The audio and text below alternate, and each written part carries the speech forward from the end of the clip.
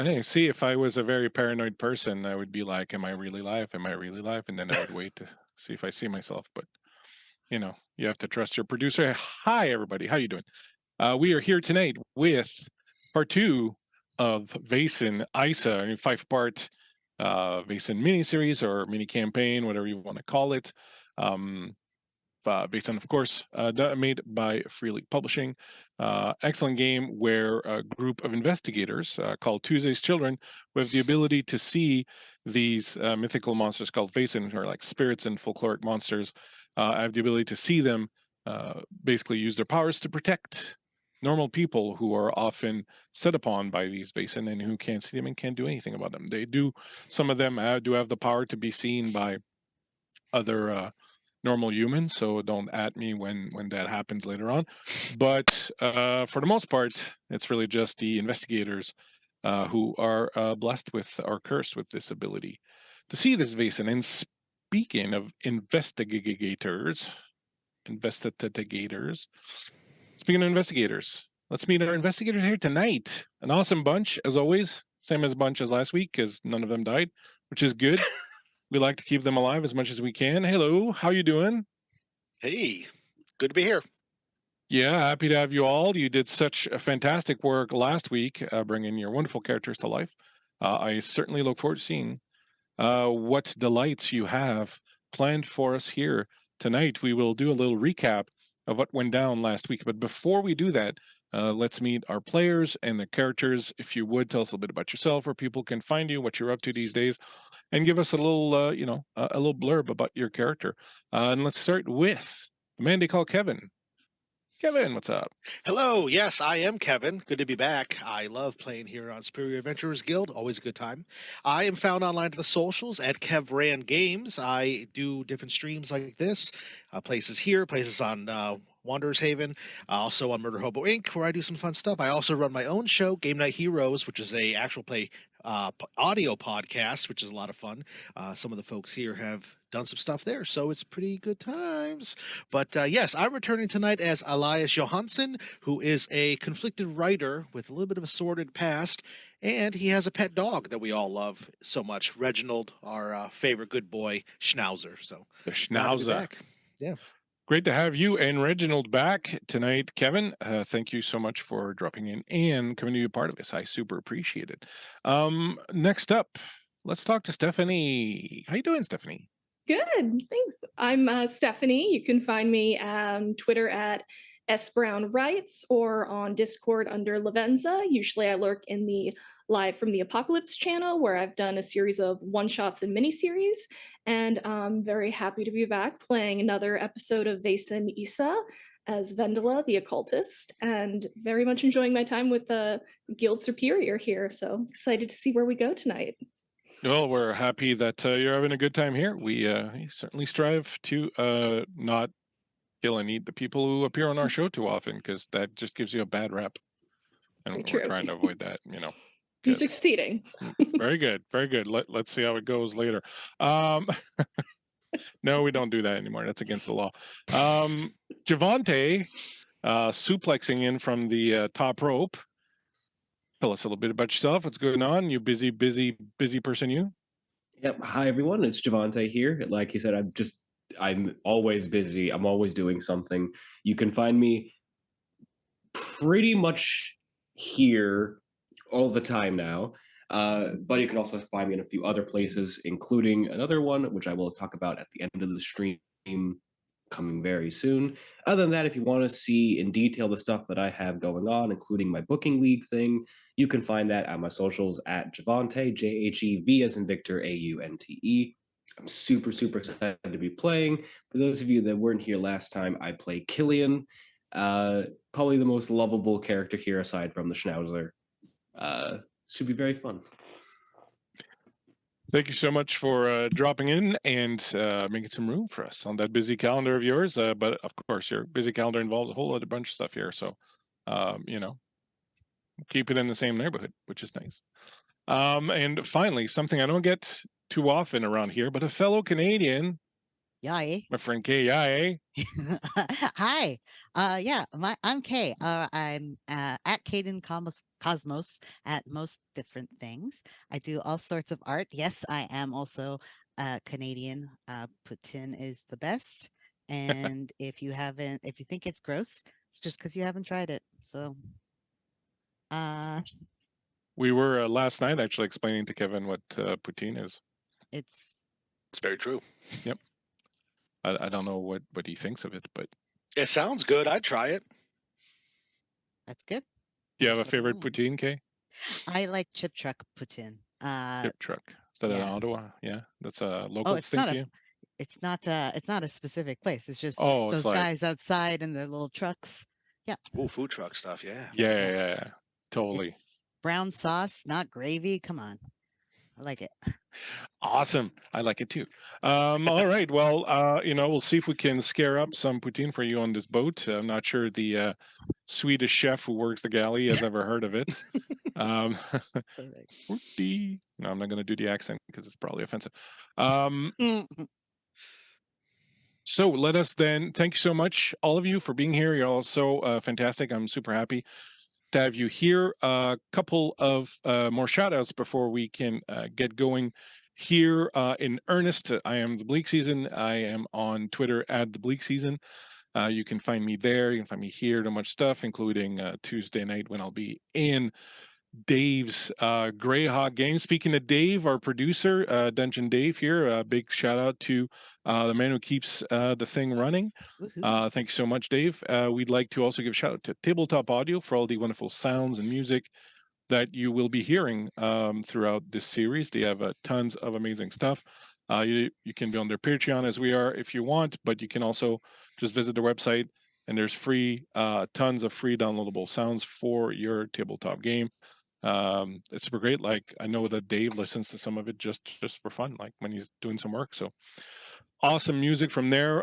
Obviously, also big shout out to Free League for producing Vaesen and a host of amazing other games. Everyone's like kind of going, oh, what there are other games that we can play around. Check out Free League. They got something for everyone.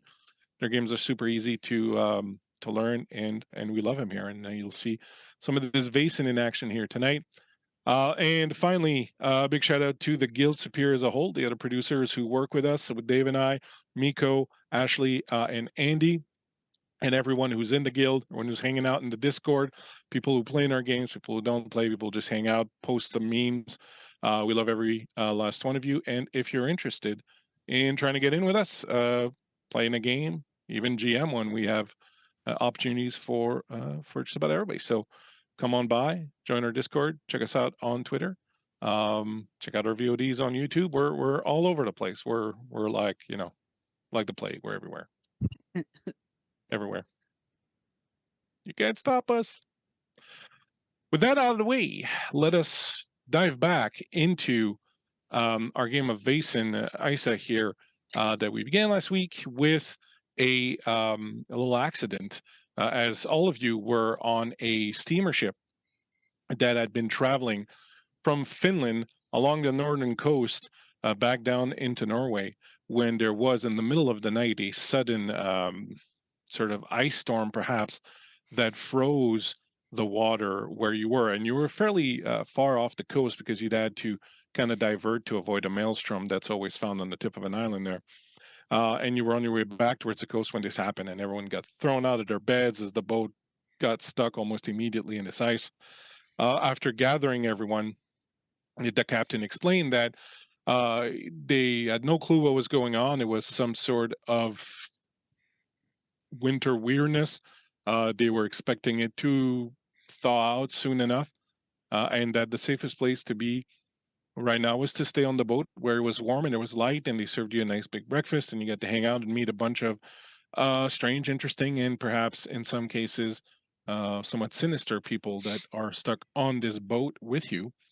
And all the things were going fairly well until, with screams of horror, there was some sort of attack. A group of people that were on the top roof of the boat saw some altercation between a couple of the passengers. And although things aren't very clear now, it seems that some of them saw some sort of beast or monster One of the sailors was killed with his throat ripped out very, very quickly and very brutally. And the two people that were on the boat that were having an argument are missing. You found a lot of blood on the deck. You found scraps of clothing, and you have some eyewitness reports of some sort of fairly large beast loping off into the mists that are now surrounding the boat, carrying a victim with them as they disappeared. You gathered together to see what was going on. Eventually, you made a couple of discoveries. One was the painting that the painter Maria Olin had been painting when she saw what had happened outside, that you thought was fairly particular for several reasons, and we'll perhaps revisit that later. But also the captain and the captain's number one, who had recognized Elias from the newspapers and a fairly famous case he'd been involved with in Uppsala some months before, came to you and asked if you would be willing to perhaps lead some sort of investigation into this, and basically gathering the other people on the boat who are your compatriot Margaret, who works with you, and two others that you met, Killian and Vendela, who also, it seems, are Tuesday's children and have the sight and can see Vaesen and perhaps some experience with them. You decide to gather them together to take a look into this particular matter and see exactly what's going on. And so, as we begin, you have been appointed by the captain and his number one to look into this. And just before the that particular meeting was over, you heard again some loud growling of some sort of beast out in the mists. So you've been given access to the officers' lounge by the captain in order that you may get your heads together and sort out what you would like to do. Now you would like to approach this particular little investigation of yours here. So find yourselves currently in the officers' quarters, which is in the back here. We'll show you in the ship. So at the back of the ship here, there are the captain and number one's. Probably make the ship a little bigger. I'll do that after. So back here, you have the captain's quarters in the map here. And so there's like the meeting room for the officers. There's the number one's cabin, then the captain's cabin, and then this sort of little den here that's been given over to you. So you have access to either the den or the other area. Mostly you figure to keep you away from the other people so that you don't scare them too much and start some sort of panic. And as I will and begin to map a little bit, you find yourselves in this room. So Elias would like to kind of walk to the center of the room. He takes a deep breath. He's going to steady himself. He's going to actually pet Reginald once or twice on the head. And then he's going to turn to Killian and to Vendela and say, I apologize that the two of you would have to be wrapped up in what is about to happen, but it's important for you to know that I take what has happened here very seriously. This is not the first time I've had to deal with these creatures, and Margaret and I have actually been traveling back to reconvene with the group that we work for, the society which looks into things like this.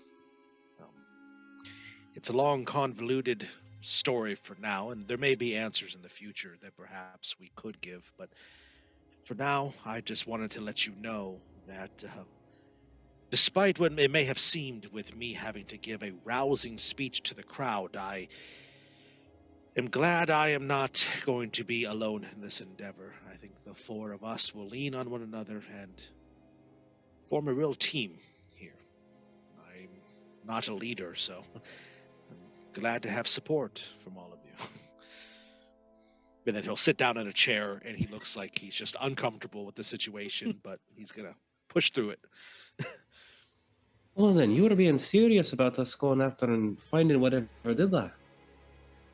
Unfortunately, yes, it's something that has been tasked to us. Aye. As Do the you- four... Oh, go ahead, please. Do you and your society just openly walk around and say, yes, we are occult investigators every day? It's like, Certainly not. You might not. Oh, you do. Well, that's a bit concerning, I suppose. No, typically we are dealing with things that most people cannot see, and therefore we are dealing in circles and in shadowed places. So that is where we must traverse for the next however long it takes. where is your society based out of? Just out of curiosity. Well, the direct place that I have been where it has functioned is in Uppsala, but I suppose they could perhaps have other locales as well. Good to know. Yep, Don't just gonna. visit Uppsala. Well, she's from Uppsala, so Oh. so it's like Vendel's just That's true gonna- that you are. So, in fact, being from Uppsala, you would probably be aware that a few months ago there was a case that was in a lot of the newspapers that concerned the famed Hellstrom family, who made their money in lumber, and there was years ago there was a tragedy where in one night all the members of the family except the young daughter had died due to some accident with gas that had been unleashed in the house. And several years later, this young girl who had inherited this fortune from the family had hired a group of investigators to investigate the situation. And depending on which newspapers you read, there were different stories. The more sensationalist newspapers talked about curses and ancient ghosts and things of that nature that had perhaps led to, in some of the more salacious newspapers that talked about questions of strange, perhaps sexual and occult practices going on in the basements of the house. But most of them had basically eventually said that some resolution had been found, that the ancestral manor of the Hellstrom house had been sold to new tenants, and apparently the mystery or whatever it was had been solved, though people still ask questions about that. But so you sort of remember something about that. the Hellstrom incident. Great. Yeah, just not used to associating myself very openly with occult, given all the rumors that were swirling around the Hellstrom incident. So just to kind of openly say to a ship full of people, we're occult investigators, it's a little less subtle than I was hoping. DM, knowing where Killian is from and kind of some of his background, does any of this strike him as anything?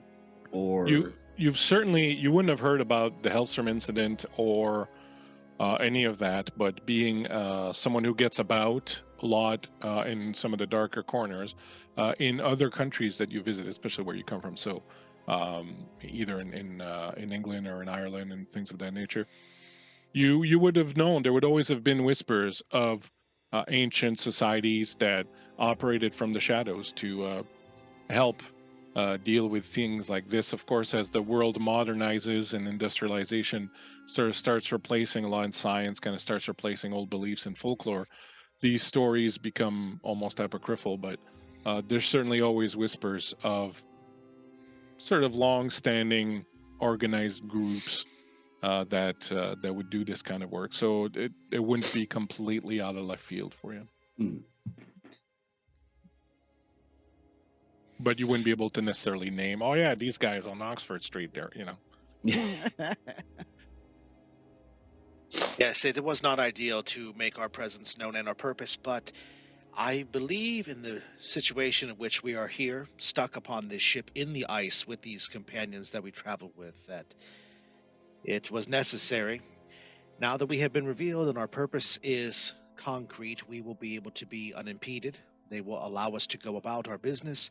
They will not question if we do anything that might be untoward, and perhaps we might get a little bit more cooperation from those typically afraid in situations like this.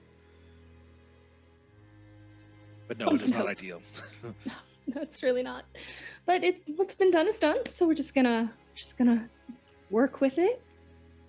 What would you like to start with then? I believe we should investigate what has happened to the 2 missing members of the passenger list. I believe it was, and actually, Elias will pull out a small little notebook from inside his coat. It's actually right on the same side, so when he opens his coat, you'll see his Bowie knife hanging in the sheath right there. So he'll pull the little book out, and he says, Kevin's looking at my notes here. Pierre, it's somewhere on here. Bergman, yes, it's out of order. Sorry. That's right. Per Bergman, the journalist who disappeared, as well as Thekla Soonborn. Well, she was a bit taken with me, I must say. And he gets a grimace because he did not care for her at all. It was very mutual, so Well, it might be a time for us to perhaps divide and conquer. I think that would be the best idea. There's 4 of us, 2 rooms, 2 to a room. We can cover a lot more ground. Works for me. I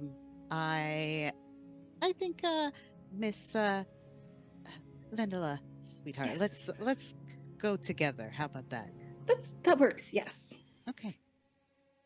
Well, then we shall, if you're willing to come with me, Killian, you, Reginald, and I, we will travel to Per Bergman's room.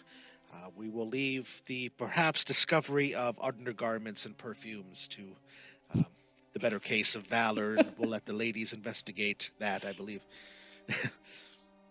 So she Pauses for a knows. moment, like, that sounds about right, yeah. So you'll head up there. Per Bergman's room is one of the 2 bigger rooms. There are 2 more stately rooms, if you will. Room number 5 and 6 here. He was in room number 5. Thekla Soonborn was in the room right next to him in a regular room here in number 3. I do want to restate that Elias's room was room number 1. Vendela was in room number 2. I'm moving the cursor, but you guys don't see. So Elias was here. Vendela was here. And Marguerite was here. And so here in room number 3 was Thekla Soonborn's room, and here was Per Bergman's room. You have the captain will have come, or you will address number 1, who is kind of working, I guess, as the intermediary, and to tell them that they will have made sure to open the rooms for you, and they've posted someone there. One of their sailors has been posted there with a gun, just to keep an eye on things and make sure no one goes into rooms when y'all are not there. So you have free access to the rooms. Christian, Yes. what is these little stairs? So if you go up here, if you were to go in this door, so this is the chimney stack that lets out for the furnace. Yeah. And so if you go here, it's a landing platform, then this goes down into the hold where the engine is. So this thing here is the chimney, the smokestack that, for the motor that makes the 2 wheels here go. Okay. As it's a steamship, so it works on steam power. It does have sails anyways, because sometimes that's what it needs. But usually it runs on this, and right now the motor's going, even though the wheels aren't turning, just to keep light and heat on in the boat. So there's always this fairly loud noise and clanging and banging, and it's never really quiet. Even though as you step outside right now, and it's early in the afternoon, it's already getting quite dark, not only because there's this mist that's kind of hanging over everything, but also because, you're far north, and so the days are very short, so it's already getting kind of dark as you go there. So as you approach the 2 rooms then, split up as you did, you will, let's say, anybody want to go first? Yeah, sure. Ladies, please. All right. You open the door to the room, and you find one that the room appears to be very neat. Everything is very sort of stored away where it should be. The bed's made, it's tucked in nice and tight. and there's quite a bit of gear here, but everything is stored away. So there's like a nice big sort of military style backpack with a bunch of other little bags, but everything is really neatly kind of put away where it should be. So let us begin then, if you will. What I will suggest is that one of you make a investigation roll, and the other one will assist, so that you will pick whichever one of you wants to make the investigation roll, and then the other one will add a dice to that roll. Do keep in mind you do have an advantage that you can use if you want, and perhaps some of you have tools or items that will help you in an investigation also. I would like to stress that you don't need to succeed at the investigation roll to find things. Like, I generally assume that you find most of what's there, but the investigation roll will either give you further insight into certain things or things of that nature. So even if you don't make the roll, you're not completely out. Okay. So who would like to make it? My base roll is 7. Yeah. If we want to do this meta-wise. That is much better than mine, since Vendela's logic is just kind of average. So I will assist you in that, since you're the academic. Okay. So what would I add from Vendela? Just 1 die? Yeah. All right. 1 die for her help, and then you roll your investigation and your logic. Yeah, I think this should be good. Just double check. Investigation and logic. Yeah. All right. That is a singular success. Well, that's all you need. You can push if you want for more, but a 1 is probably... Maybe I should have 1 less, because I'm still angry, I believe. Would you like me to re-roll? No, that's okay. Just remember it from now on. And we'll say, in fact, that with the time you've had to sit down and kind of calm down, we could say that your anger has begun to evaporate. So you would have had time anyways to interact with your memento, allowing you to cure 1 mental condition. So everyone can cure 1 mental condition if you have Wonderful. them.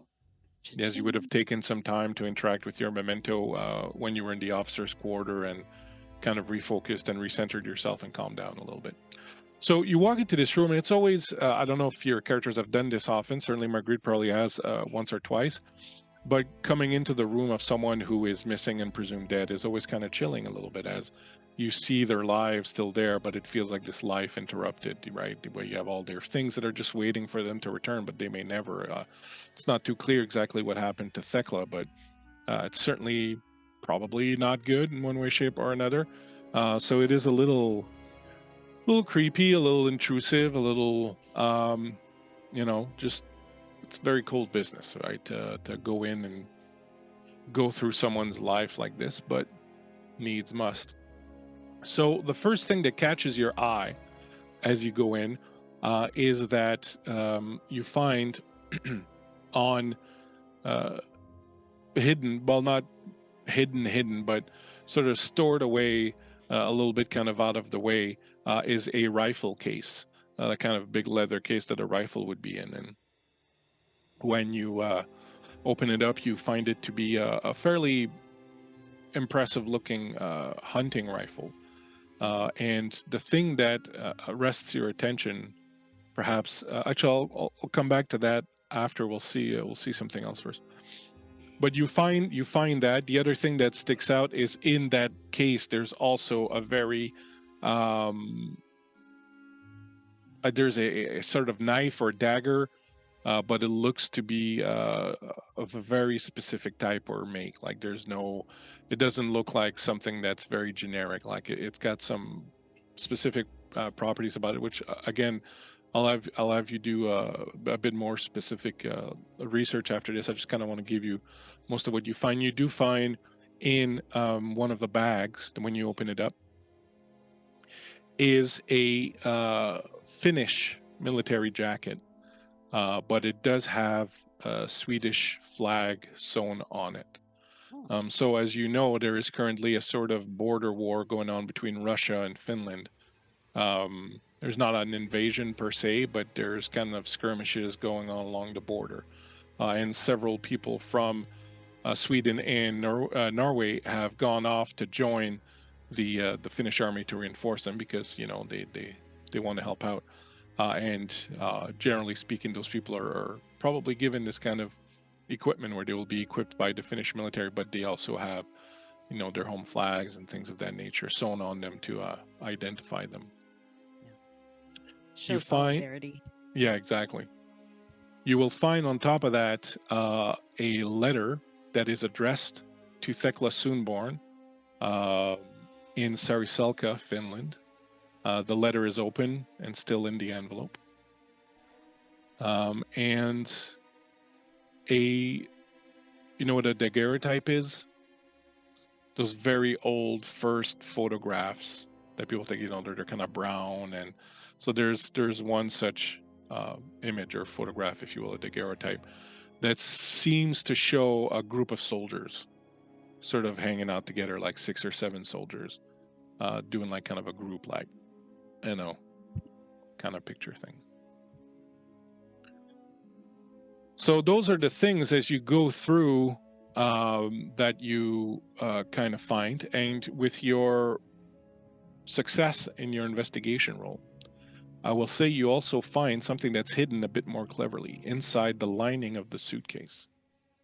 You find a couple of pieces of paper that are folded together, like pages from a book that have been folded together and kind of hidden away in the lining. So, what would you like to begin with? Oh boy. Where? I shall once we're done here, I shall copy this over into the notes tab Thank for you. y'all. So what would you like to look at more in detail first? Vendela, would you like to choose? Oh, thank you. Oh, this is so exciting.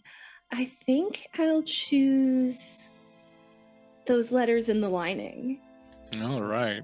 or whatever they are.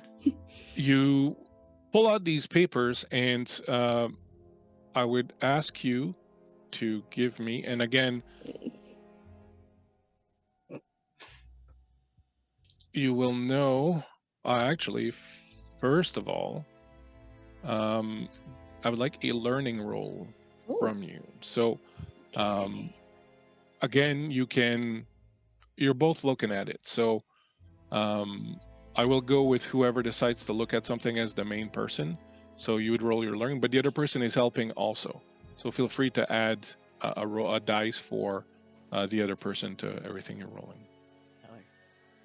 So I add 1 dice for Yes. Marguerite. Yeah. Good thing I did. I got 1 success with that. All right. So as you look at this, they appear to be pages ripped out of some sort of occult text or some things like that. And they are papers about werewolves, the nature of werewolves, and how to deal with werewolves. It talks about lycanthropy being a curse, how once afflicted, only silver bullets may kill a werewolf. There is one of the pages is this little ditty. On the empty pastures gleams the moon, on an ash stalk lying in a green wood in a gloomy vale. Toward the stalk wandereth a shaggy wolf, horned cattle seeking for his sharp white fangs. But the wolf enters not the forest, but the wolf dives not into the shadowy vale. Moon, moon, gold-horned moon, check the flight of bullets, blunt the hunter's knives, break the shepherd's cudgels, cast wild fear upon all cattle, on men, on all creeping things, that they may not catch the grey wolf, that they may not rend his warm skin. My word is binding, more binding than sleep, more binding than the promise of a hero. And so, with your learning skill, as you read through this, you get the feeling that this is some kind of curse or incantation, someone might say, to curse someone with vampires and with lycanthropy.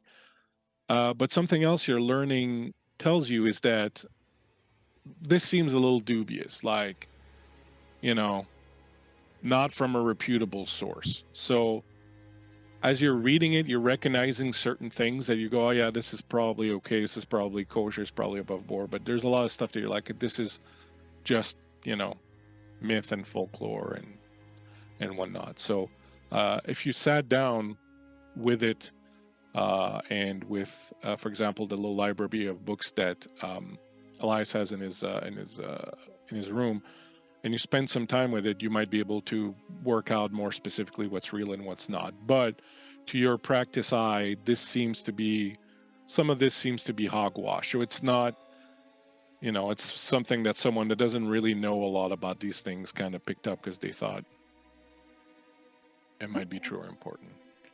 I'll post all this later into the other thing also. I share that with Marguerite and say I'll need to study it a bit more with the books you mentioned, but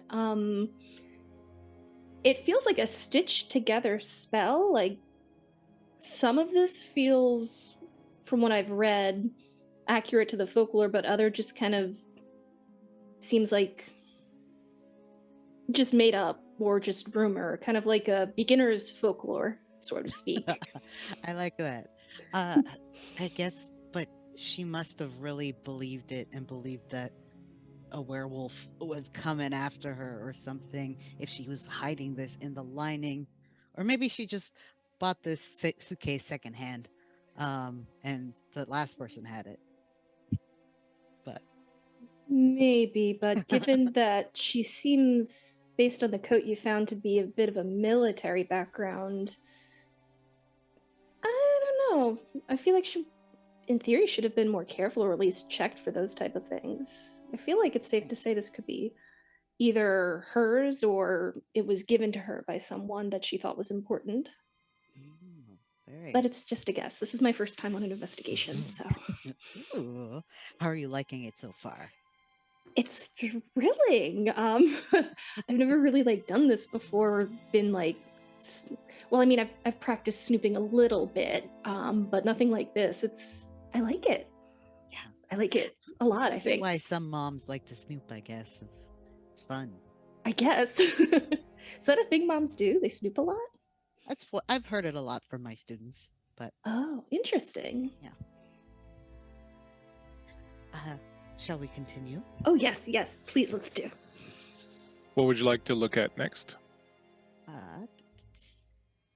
I think so. The letter, I guess, I would like to take a look at.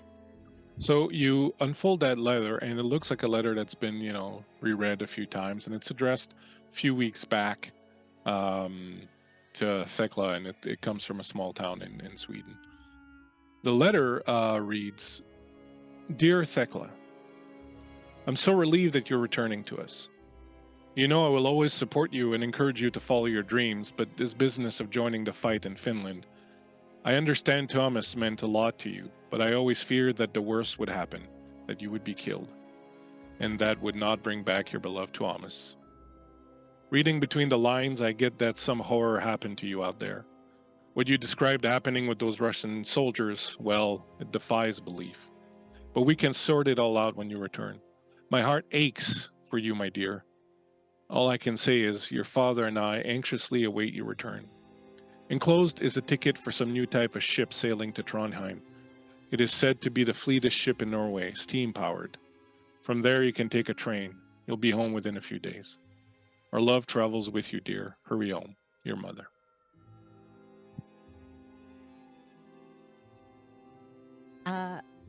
Don't read this if you don't want to be sad. I mean, if you just want to summarize it for me, that's fine. It's just her parents excited for her to be coming home. Oh. Yeah. Is that all? Anything else noteworthy, or is it just they bought the ticket for her, this train ticket, maybe hoping that it would be a fun time. So I'm hoping things. We don't have a bodies for her, so I'll be sure to let you tell the parents what happened. I don't need the people facing part of whatever it is you guys do. Oh, I see. But are you interested in the back end stuff? A little bit, Oh. yeah. I feel a little more comfortable there. Just not good at explaining things. Not good at explaining things. So what else would you like to look at? Ooh. Let's see. Daguerreotype. Oh, the picture. Yes, the So- picture of the soldiers. The let's do the daguerreotype then, and the jacket at the same time, as it's pretty clear in the image that Thekla is one of the people in this group. So there's a small group of men and women, all who are wearing these Finnish military jackets. Some of them have Swedish flags, some of them, one maybe has a Norwegian one, and a couple of others have a Finnish one. So it seems to be a group that was made up of people from some of the different areas in there. They all seem to be like in a reception hall, maybe somewhere. A couple of them are holding drinks, and they're like, giving some thumbs up and sort of hanging, like all hand over the shoulder sort of thing. And you can see that the jacket that Thekla wears in there is the same one, or at least resembles the one that you have here. And when you inspect the jacket up close, you find in several places deep rend marks, as if from something's claws having attacked or clawed at whoever was wearing this jacket.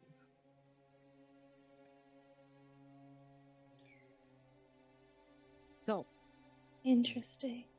I looked at the body with the person's throat ripped out, Mm-hmm. and it's very different kind of materials, but can I But yeah, it There's would pattern. definitely be same ballpark. Yeah, consistent? absolutely. Oh, and then I guess something I can does it look like self-inflicted rend marks, or is it something No. has it? No. Okay. No, because some of them are like in the back, for example, or something like that. And you can clearly see that some of them, the thick leather jacket probably kind of stopped some of them from going all the way through, but some of them obviously did, and there's dried blood on some of the on some of the rips. So there seems to be a werewolf theme going. I wonder, did she mention an attack with wolves in her letter at all? No, her family did not mention wolves Oh, or right, it was from her family. yeah. They do mention in the letter, reading between the lines, I get that some horror happened to you out there. Would you describe the happening with those Russian soldiers? Well, it defies belief. I've posted the letter and the other werewolf thing on Thank the you. in the notes also. So Have Oh. you dealt with a werewolf before, Marguerite? not. Have you? I don't I know. don't Let's think see. so. I will say, Not say yet. roll a d6, Okay. one d6, and we'll say that if you roll a 1 or a 2, you've either been involved with one or you've read reports of other members of the society having been involved with them. I got a 5. So No, unfortunately, no werewolf trophies on the society's walls so far. Maybe that'll change. Maybe I still that have will all the change. parts of my body for now. Attached where they're supposed to be attached. And so looking at the rest of the things, now that you're kind of talking about this werewolf thing, you kind of get a flash a little bit perhaps, and you go back to the weapons. And one of the things when you search the gun case, you find 12 bullets for the rifle, and the bullet head appears to be made of silver, so much so that as you reach in and kind of pull them out, Vendela, you feel really kind of uncomfortable, and you realize as soon as you see that they're silver, the bullet heads, as opposed to being lead. But you're like, Yep, she's just gonna drop the bag and just be like, Thekla was definitely hunting a werewolf. Like, I'm pretty sure those are silver. I'm not a jeweler, but I'm pretty sure those are silver. They don't look like, I don't think they look like normal bullets. Yeah, they. I'll take a look at them as well, and I think I'll reach the same conclusion. Yeah. Yeah, you've seen bullets before, and it's definitely, and you've seen Yeah. silverware, and this is definitely silver. When you take a look at the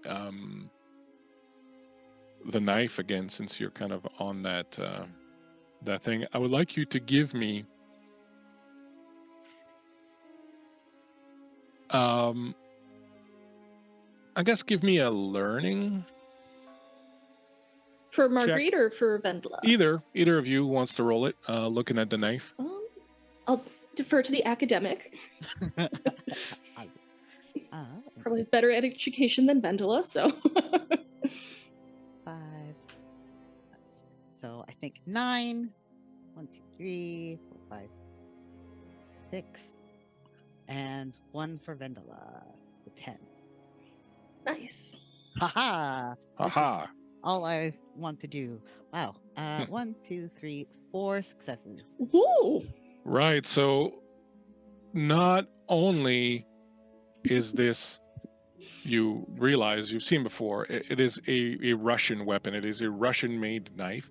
Not only that, but with your super duper roll, you realize it is a Russian military knife. And beyond that, it is a Russian, the equivalent to what would have been special forces at that time units. There was no such thing as Spetsnaz and whatnot back then, but you know that these are special weapons that are given to special soldiers in the Russian military who do special kinds of,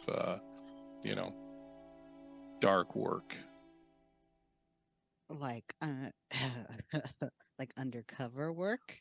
Yeah, that, but also the fact that this knife has several mystical runes inscribed in it. So Oh.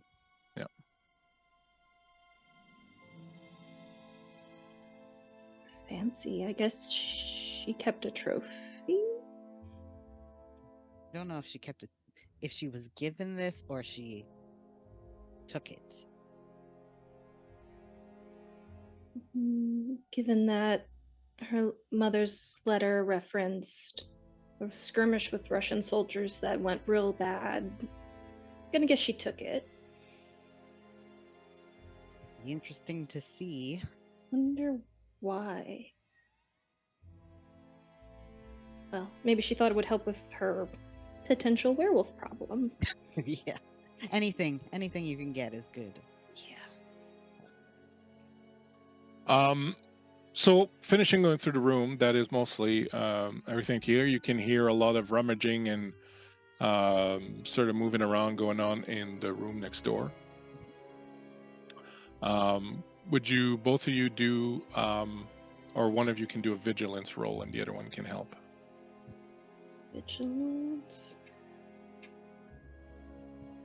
I have a very low vigilance roll. That would just be 3 dice for me. How are you looking, Marguerite, with that? Better. I'll help you. Better chances. Yeah. I'm strong. I'm an old lady. I've seen a lot. You've seen some stuff. I've done some Shit, stuff. man. All right. 5, 7. All right. That is a wash. I'm gonna push the roll. You're gonna push it? Yeah. Sure. Gonna choose a hopeless mental condition, I think. So I can roll anything that wasn't a success. A success, that's right.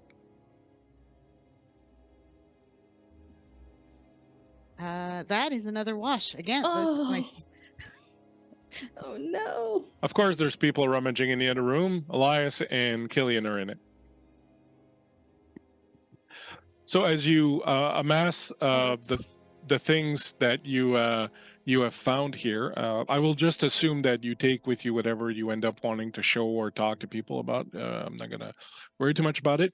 The knife, you should know, is can be used to hurt Vaesen. Like if you hit Vaesen with it, it will do normal damage to them. regardless of their their state. But do mention if someone takes a knife or the rifle with the silver bullets. Okay. The rest of the stuff, I'll just assume you got carrying with you. But if someone takes the knife and the gun, do let me know. Okay. We're a So work knife that heavy out. group. Take some time to think about it. Meanwhile, in the other room, I will post very quickly here the whole of what you found. Meanwhile, in the other room, very similar to what I was just telling the other investigators, you find yourselves in that strange, feeling of rooting through the life of someone who might be dead. So it's always a little kind of weird. But as you enter the room, this one is also fairly well put together. Let me just get my notes here because I'm not looking at my notes and I don't want to lie to you. This one is also fairly well put together, but as opposed to Thekla's room, which I described where everything was kind of still in bag, this one, suits are hanging in the little closet. Things are folded away, like this person has settled in.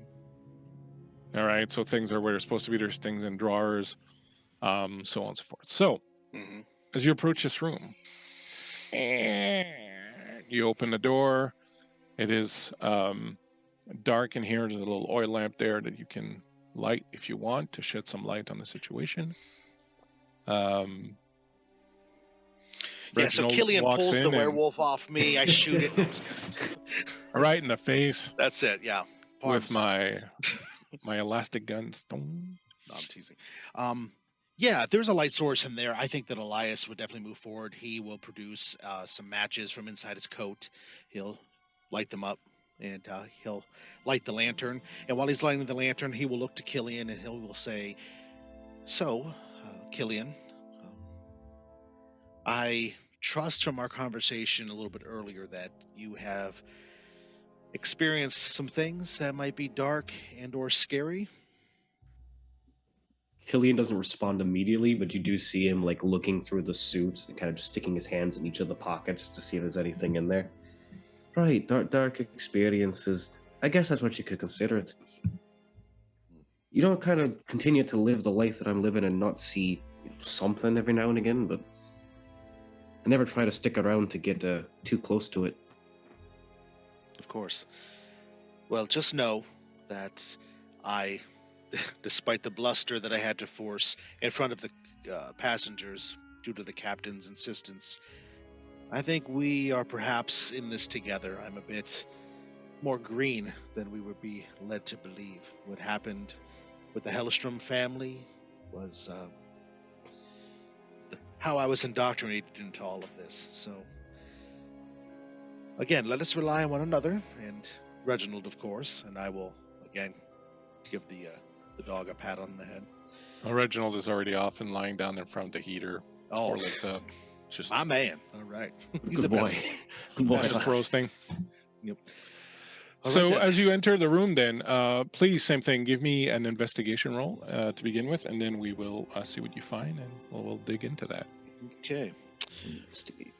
My investigation would be 6 if I roll it. Can I consult the casebook? Would that help me with anything with this, or no? Not at this time. So the casebook would be useful, like when all of you get together and put all the clues together, and you Compile, have sure, a moment to sit sure. down.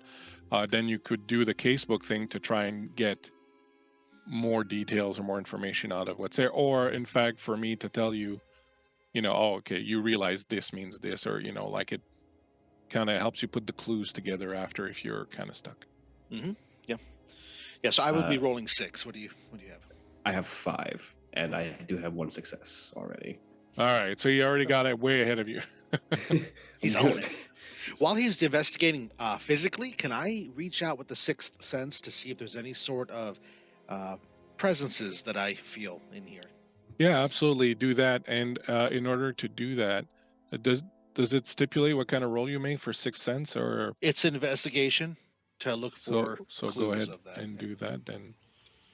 Okay, I'm gonna roll actual dice tonight because last time with the dice roller it was a bit clunky. I'm looking for just 6s, correct? Yes. That is 2. Okay. I do want to remind people, in case it hasn't popped up, that I have a special house rule for Vaesen. When you roll 3 6s, 666, you get the, as Kay did earlier, you get the Yeah. devil's luck on your side, and you get some extra stuff. Sometimes there's nothing else to give, but when possible, I give you a little extra. So very briefly then, for Elias, there's nothing in this room that kind of pings your radar. There's a little bit off of Killian, like a residual sort of little smell of something otherworldly that hangs off of Killian. And generally, there is kind of an atmosphere of there's something going on that's generally in the area, but you figure the ice, the mist, and kind of all that thing. But your spidey sense doesn't go super hard. Ting. Sure. Yeah, so I am a little bit more relieved that I do not directly sense the presence of Vaesen or magical effects currently. So I will file You're that feeling away. pretty secure with that. So as you rummage then through them, and you get one success on it. So you find first, you go through the closet. You find that there are a lot of very nice suits hanging in the closet. Nothing really that at first blush seems to be kind of out of the way, except that everything appears to be a nice suit. And you find in a suitcase, you find a tightly packed roll of Swedish krona to the tune of about 5,000 of them. I will ask here if Killian attempts to pocket anything in this room while he is here, or if he just plays it all above board. No, he's definitely going to try to pocket stuff. Anything that he can see that he could physically try to shove into his pocket, he will. All right, so the krona, possibly not all of it. All right. Well, so first off, I would ask you to give me a. Where are we going? I would ask you to give me a stealth and precision roll, and I will ask Kevin to give me a vigilance and logic roll. Stealth and precision, you say? Stealth and precision. And I would ask Elias to give me a vigilance and logic. Okay. Now, if Reginald assists me, I get a bonus to my vigilance, but I'm not going to use that right now because he's relaxing. So. Okay. So I'm rolling 5. I have 2 successes. Question: would I consider would I consider Elias to be a wealthy person? I don't know. What does Elias? You're going by his clothes. What kind of clothes does Elias wear? Elias is basically looking like he has what probably was once just above mediocre clothes. Like he's nicely dressed, but it's not nice clothes. And they've seen some. It looks like he's owned the same suit for probably 10 years. I guess is what I'm getting at. It's not worn down or threadbare or anything, but it does not look like he's fancy dressed. No, He's pretty good at maintaining his weight. Right. So I don't get that +2. Does still net me 2 successes. All right, and you had how many, Kevin? I had 2 as well. All right. Or meets it beats it. Either of you interested in pushing, or are you going to go with the 2 and 2? I'm not interested in pushing. I think Elias is more focused on trying to get the bigger picture here. And he's not really fully focusing on what Killian's doing. He's more worried about reading the room and trying to get an idea of what we're dealing with in the broader scope. And what about Killian? Killian is a little bit unfocused on trying to steal everything, but he's also seeing how much can he push taking stuff with Elias. So he's seeing kind of where their relationship is going to be. Do you want to push, or? I'll push it. All right. Nice. Just re-roll the ones I did. Everything that's not a success yet. Cool. That both have 2, 3 successes. All right. So one, take a mental condition for your pushing. So you're at first kind of casually trying to take stuff, but then you realize that even when he's not necessarily super paying attention to you, Elias is pretty sharp. And so there's a couple times where you went to pocket something and you kind of caught that so you're kind of really focusing and trying to be careful in pocketing stuff. And you managed to do it without Elias really gleaning that you are in fact doing that. So I want you to tell me as we go through things. So if you're telling me that you pocket random personal effects and things, that's perfectly fine. But if you try to pocket anything from the clues that I give you, that I want you to tell me so that we know exactly, what makes it and what doesn't. So you do find a tightly packed roll of krona, Swedish krona, about 5,000, which is quite a fortune to you for sure. Well, it's a lot of money, in fact. He's not. I will say that Killian is a smart thief. He's not going to try to grab all of it, but probably about 100 worth of krona. Okay. So you find the odd sum of 4,900 in krona. Not a problem. You find that in the thing. You find a list. In what languages do you speak and read? Do you even read? Is that to Elias or Killian? To you, because you're the one who did the investigation. He speaks and reads English and Gaelic. All right. And Irish, but yeah, that's fine. All right. Well, actually, I guess might as well ask Elias also what are languages for Elias. That's a great question. I don't have that written down anywhere. English, I would assume, because that's what we're talking.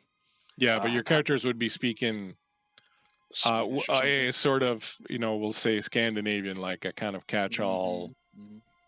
So there'd be that, but your character could speak English. I do remember, I think your character was in the States, right?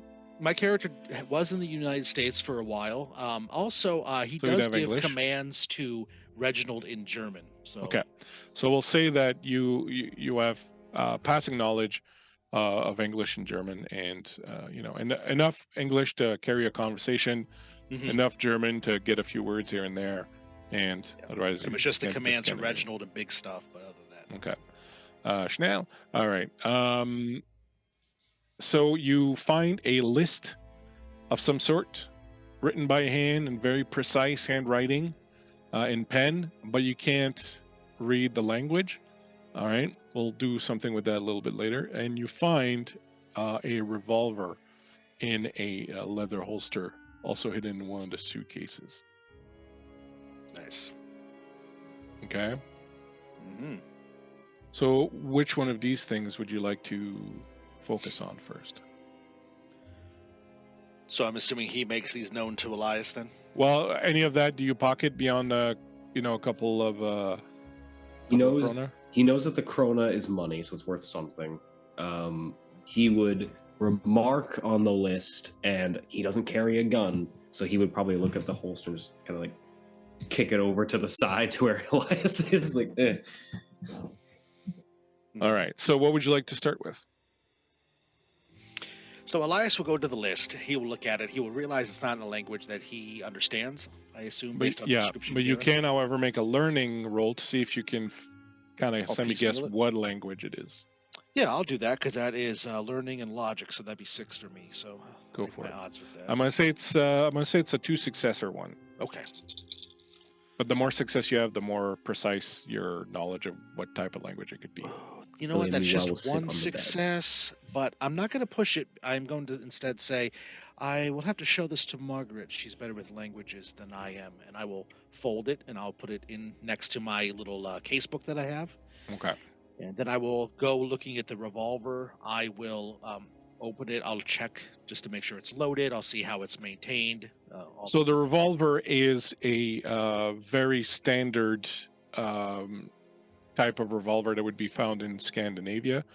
You can do, if you want, a ranged. No, let's do an investigation on it. You can give me an investigation roll. And logic, you with Killian, having said that he already knows nothing about guns, he can't help you on this. Okay, that's going to be 2 successes. All right. So this gun is brand new, has never been fired before. It is, however, stowed and sort of handled very skillfully. So, it's stored properly. The bullets are stored properly. There's it's been clean and whatnot. It's just never really been fired. It looks fairly brand new, in fact. Okay. I will actually take it. I've actually got an extra belt. Killian will notice I have an extra belt besides the one that's holding up my pants, and I will actually strap it to that. And Okay. so I'll take it basically. Okay. And so what's left now is to take a look at the clothes. And you can give me for the clothes, and both of you can work on this. You can give me an investigation roll, and you can add 1 for the other person helping. Okay, so I would roll 6. So we're each rolling? No, one of you rolls and add 1 for the other one. Okay, do you want me to do it or you want to? I would say you should do it because Killian's just going to be sitting on the bed watching you. He's like, my job's done. I've already found the stuff I wanted to take. Right. All right, I'm looking at the suits. I'm rolling 7. Oh boy, that is 3 successes, 3 6s. Wabam! The smell of sulfur. On suits.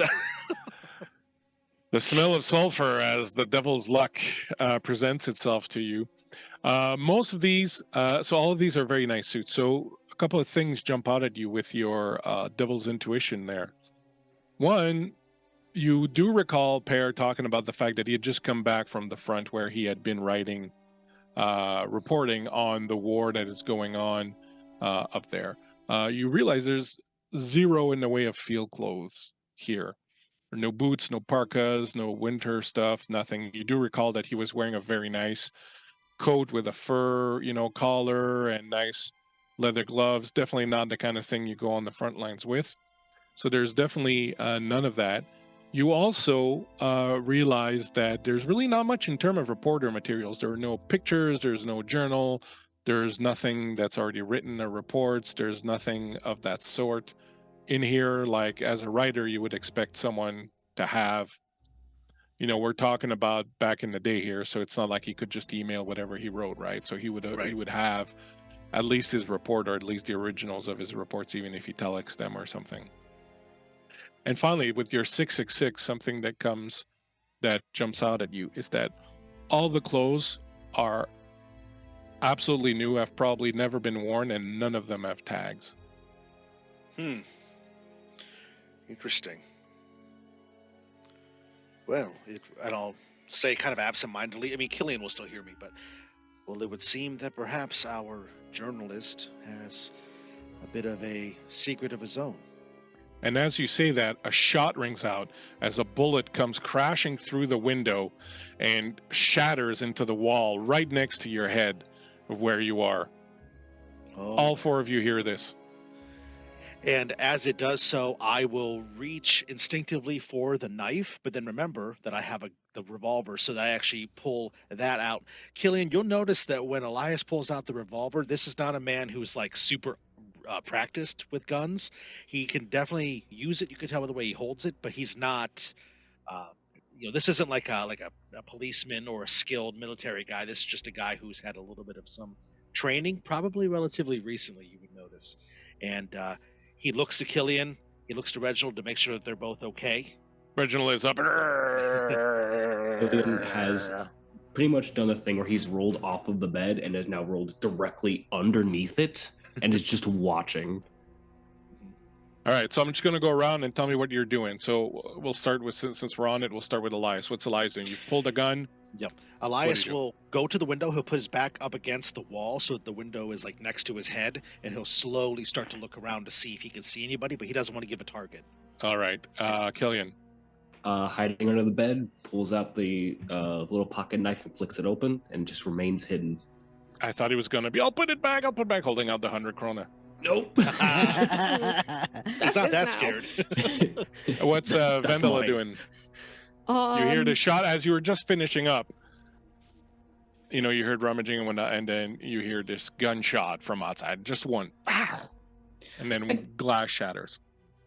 just hearing that and how close it was, Vendela immediately drops down the floor into like a crouch away from any windows leading to the outside. And just kind of like goes very still and is just trying to like, what the hell is going on?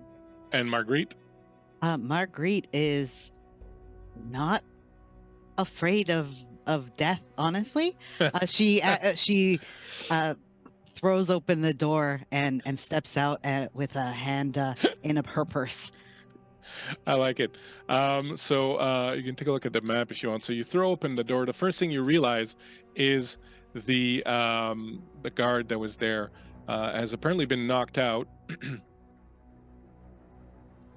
as he's lying on the ground, and his gun is gone.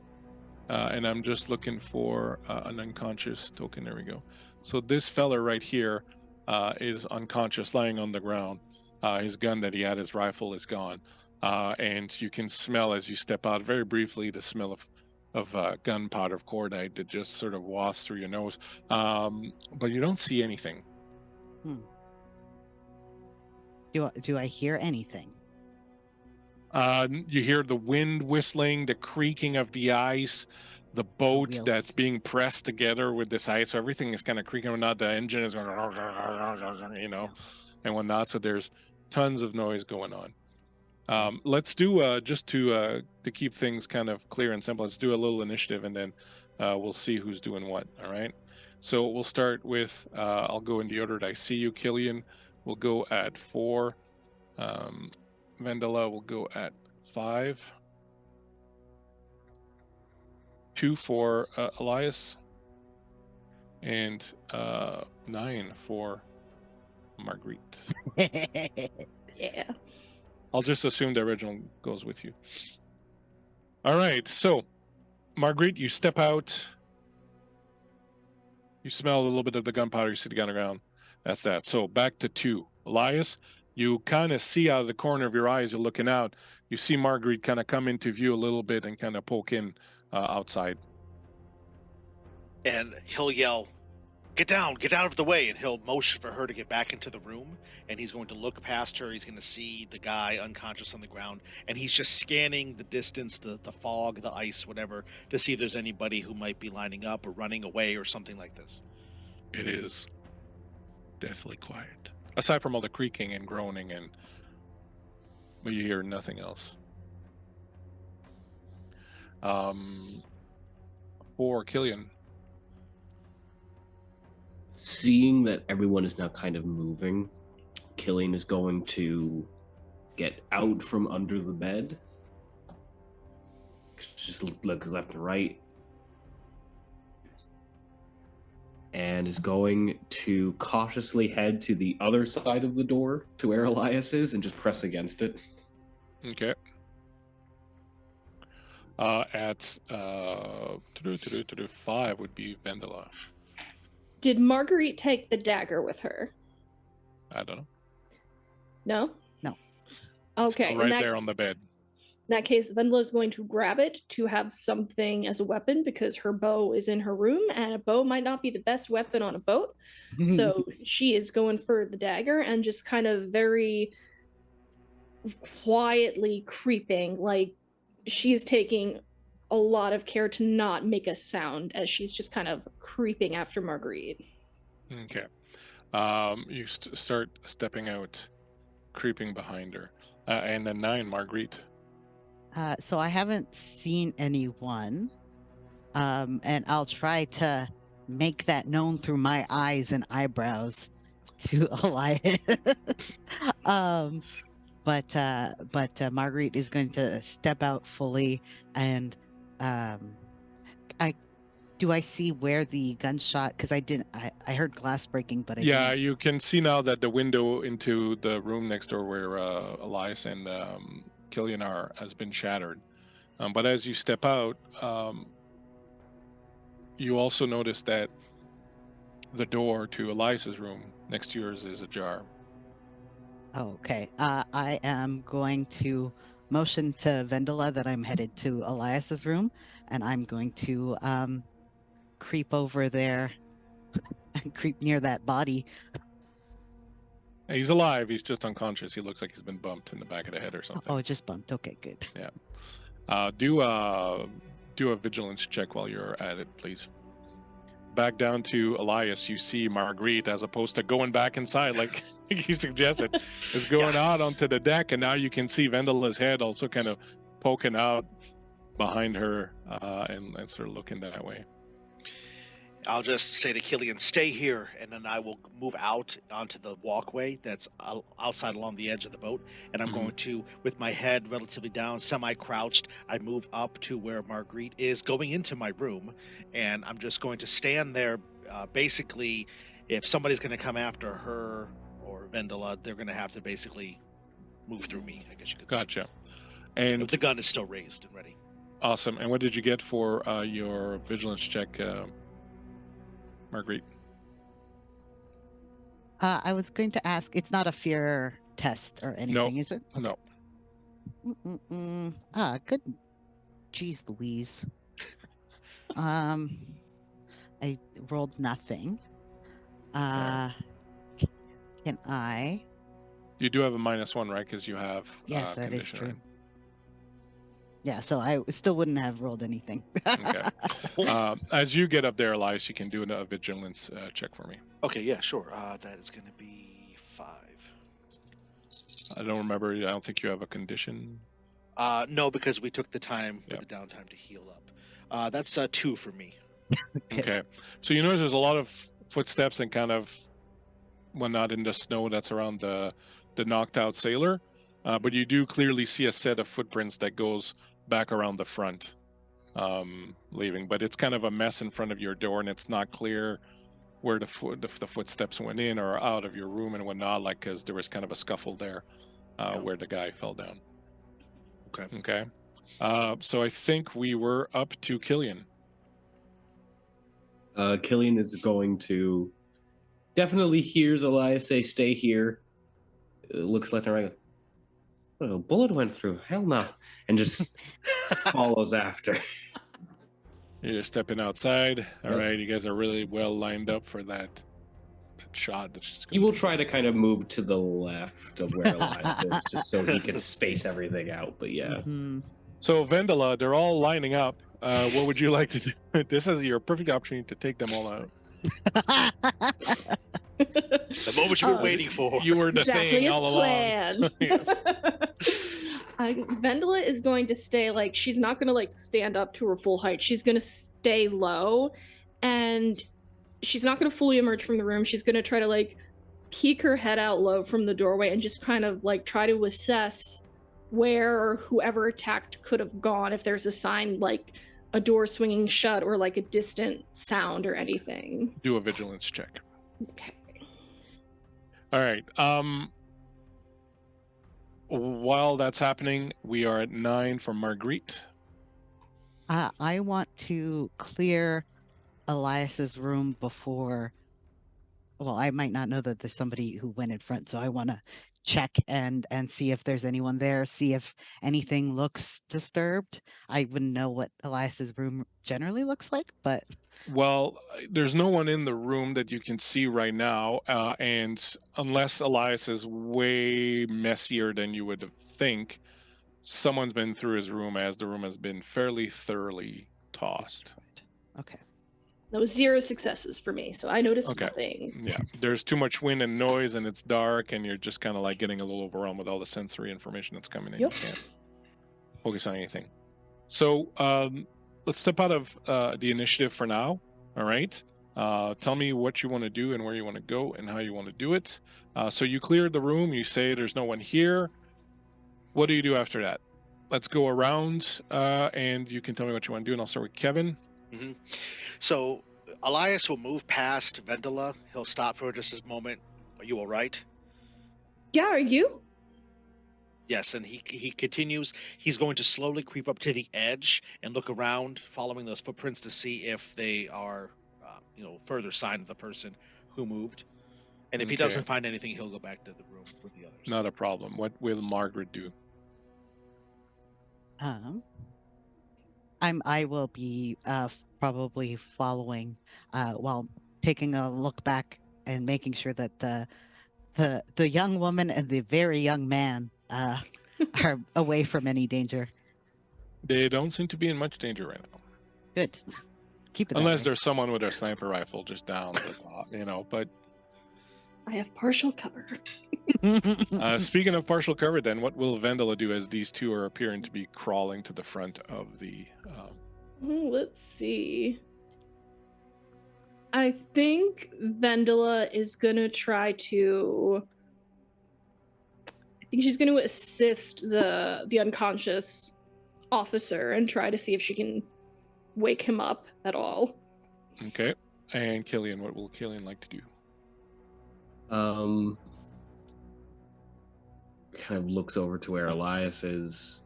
He's going to try to mirror how Elias is moving, but Oh, kind of in the opposite. Like, if Elias goes right, he's going to go left. All right, so kind of like that. Yeah. Yeah. Vendela, can Love you it. give me a medicine and precision roll? As you turn around the corner, Elias, you had noticed the footsteps, and you do see that they come around and they go in here. Oh, interesting. Oh no. I will continue to move forward.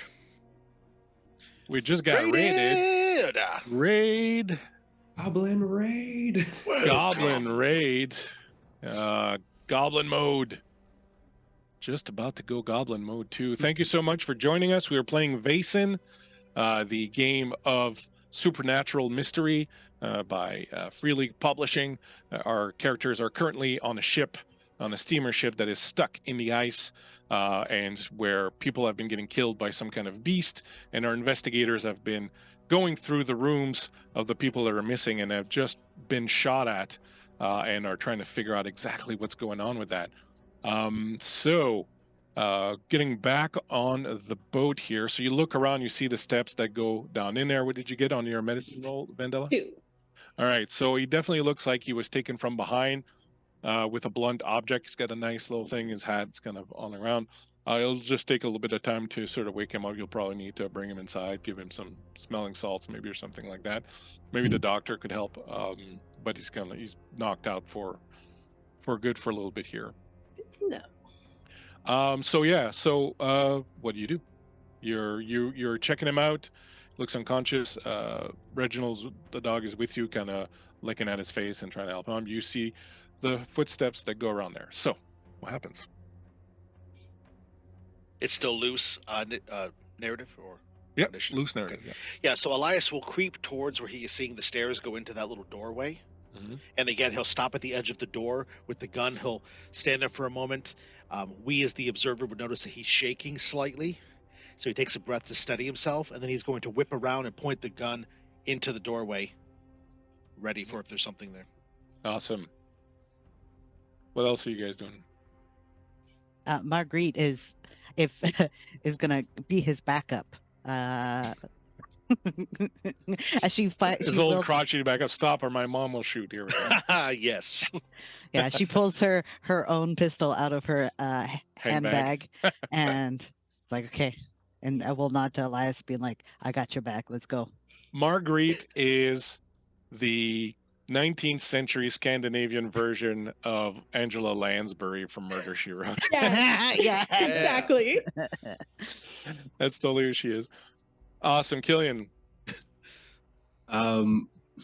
Killian has ceased from imitating Elias.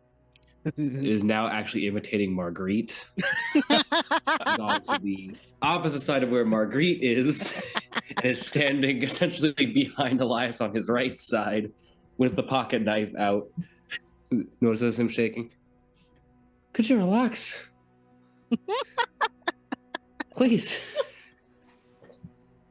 All right, you whip around, push the door open. You see a platform. It's very dark in here. As soon as the door opens, the sound of the engine is coming on really, really strongly. The heat of it, the smoke that's just like constantly in the hold, all of it just kind of assaults you and kind of washes over you, and you're just like, and all you see is the empty platform there and the stairs that lead down into the hold.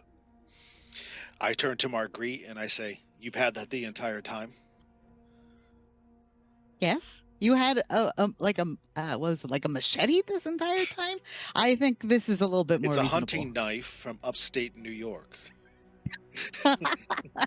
and and then he will nod back at her, and then he will move in through, and he'll very slowly go through the platform. He starts making his way down. He wants to stop for just a moment at the top of the platform, and he wants to, because he knows that she is there backing him up on this, he wants to take a moment, and with the gun still in one hand, he's going to put his hand on the like the wall and steady himself and reach out with the sixth sense. Okay. Let's go around and let's go back to Vendela. It's been a little bit since we've been with Vendela. What's Vendela doing now that you have ascertained what's up with this sailor? I think what Venla's going to do. Are the others out of sight at this Yes. point? They're Okay. down around the corner. Vendela is going to try to track down the I was gonna say probably the captain or number one or the doctor, right. whoever she runs into first. All right. So you will also notice that now the gunshot, between the sounds being muffled with the mist and the whole magic of it, between the engine noise, between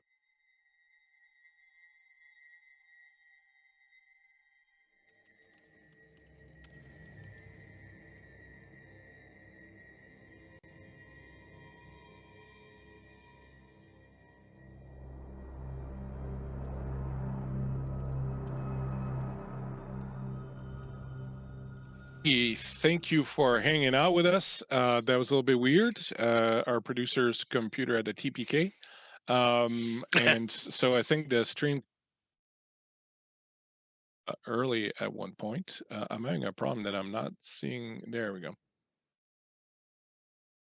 So basically what happened was as Marguerite and Elias and Killian were going down into the hold, Vendela, another sailor, came to help, and they moved the sailor that was knocked out into the room, and he went to get the captain.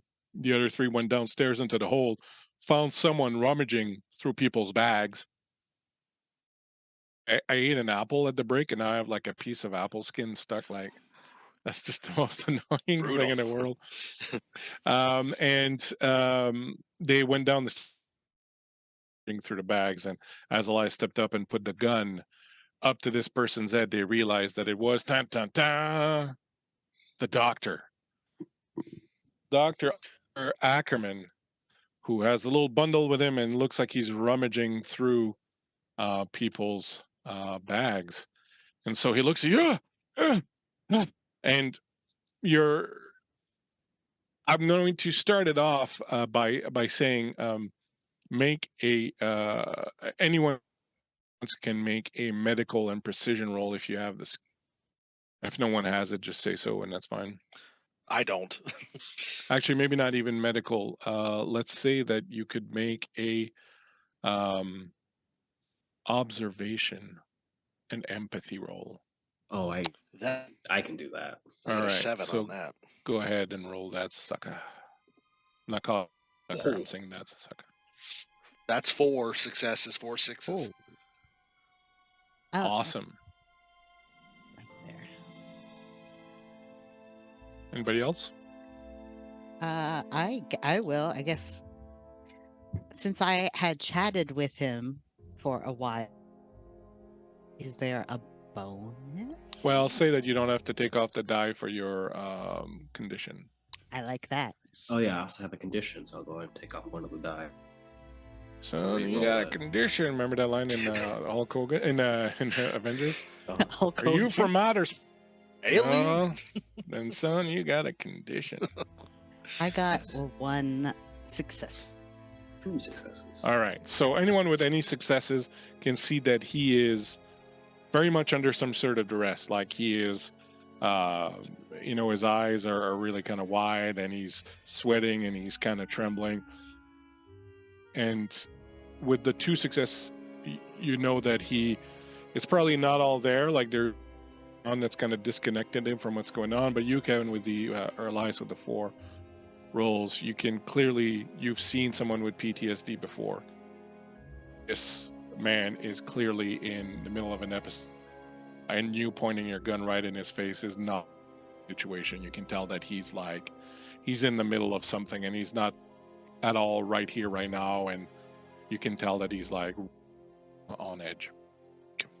I will lower the gun and I'll say, over the sounds of the machinery, I'll be not harshly, as tenderly as possible. I will put a hand on his shoulder. No, they're coming. Doctor, you're and all right. And when he's speaking, part of it is which is what he speaks, but there's a couple other languages mixed.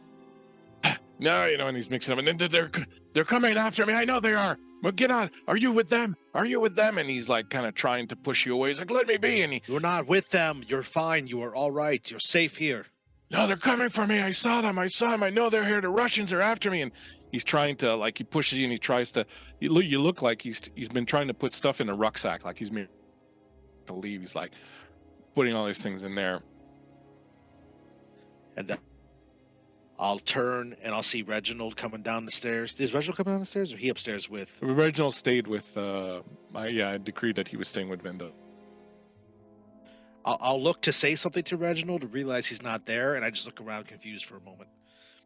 You can, if you want, make a manipulation roll, manipulation and empathy, in order to try manipulate him into feeling something different or sort of reacting a different way. So I don't have any points in manipulation, but I have a 5 in empathy. Does Anybody else have that skill? I have. I would have 6 dice, 3 and 3. Are you saying manipulation and empathy? Yeah. Let me see if I have manipulation. Yeah, we got this kid. I absolutely have manipulation and empathy. I have 7. All right, so go ahead and roll that with an extra 1 from help from Margaret. So you can tell Killian that this guy's like, in the midst of some sort of episode or something, and you realize that just talking to him normally is not going to do the thing. So go ahead and make your roll. That is the devil's number. That's 3 6. Oh, right. So don't ask me what it is, but in that moment you see him, you see what he's going through, you see what he's saying, you understand, you know exactly the thing to do and the thing to say. If you're feeling inspired, I'll let you describe it, but if you want, we can just go with the role, because I personally don't know what that would be in dealing with the situation. Killian kind of like stows the pocket knife down and just moves past Elias, and as he does, he just sort of hear the doctors. No. Hey. I know. Do you want to finish me off? I know, but we're here. They're not gonna get you if we're here. Really weird for a Russian. Ain't no Russian, man. Myra. As you're talking to him, you can see that he's kind of, slowly kind of coming out of this. Right? With them. The jacket. Grandma back there, I'm not sure what she is, but she's a badass. And the dame up there, she's kind of cool. No, we're all good. But I heard them speak. The gunshot, I know they're coming after me. They want to finish me off. They started, but they want to finish the job. As he points at his iPad. You want to finish the job that they started and finish. Heard the gunshot too, right? So I know that's, but I promise you, they're not here right now. Right now you're safe, yeah? And he kind of slumps down. And he will pull out the vintage root beer bottle and just hold it out. Schnapps. Not schnapps. Nope, not schnapps. I'm only 13, man. Can't I drink? Oh, when I was your age, I was already drinking vodka by the... Oh, hands you back the bottle. 3 quarts. Oh, it's a bit warm and flat, but it's good, thanks. Yeah, it's good shite, ain't it? Now, you want to come on up and get some fresh air? Right down here. No, I gotta get off this boat. I heard them. They're coming after me. I gotta get out of here. And you can see he's slow. What you realize is he was going through people's stuff, trying to get some gear and whatnot that he could pack away for the. Well, listen, we're gonna help. Listen, we'll help you pack and we'll help you get off of here. But right now, right down here, this is kind of a tight spot. Let's get you someplace a little bit more open, so that if they do show up, we can get the drop on them. Yeah. Okay. All right. I heard them. I heard them speaking in Russian. One of them said, "You will pay" in Russian. I knew it. I heard it. Before the gunshot, you heard this? I think you're right. I need some fresh air. So you'll start heading back out with him. Vendela, the captain, and a couple other sailors, and number one, they're sort of hanging around. There's a couple more sailors with guns outside. And are you okay, Miss Engstrom? What happened here? Oh, yes, I'm fine. We were just carrying on the investigation, like we said we would, and then the officer in the hall was unconscious. It looks like someone hit him from behind, and then my companions down who did it, and I stayed with the officer here until. All right. We should send someone downstairs in the hole. Go in, and as he says that, the rest coming back. I think they're here, sir. All right. Please. Reginald's all like, and comes over and like, "You got a good job, I did." That's Give him good. stretches. So you're in your room now, which is super crowded, and there's the past bed, and there's number one there, and the captain, and the rest of you. Super, super crowded in this room. So, did you find something, doctor? Are you okay? My head's a little light, but do you want me to take a look at this fella here? And he goes over and he starts checking him out, and then number one looking at you like. The doctor is merely having an episode. The war has touched everyone involved in it, and he will be all right. He is a good man. Fine, but we did find clues before the occurrence of the gunshot. Mm-hmm. So, well, perhaps we can.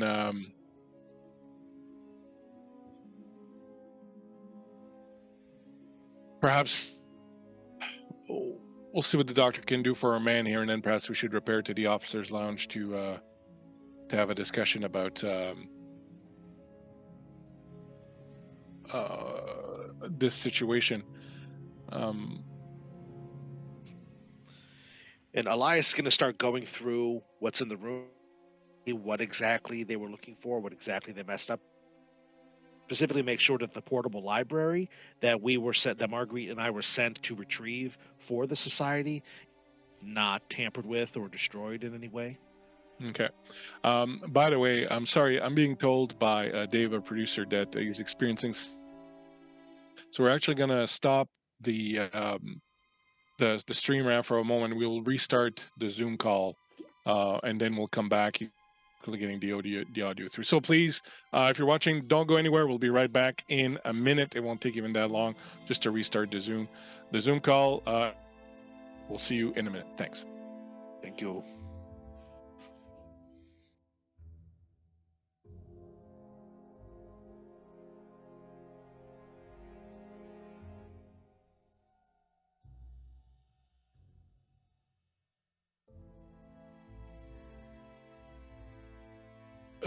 We're back.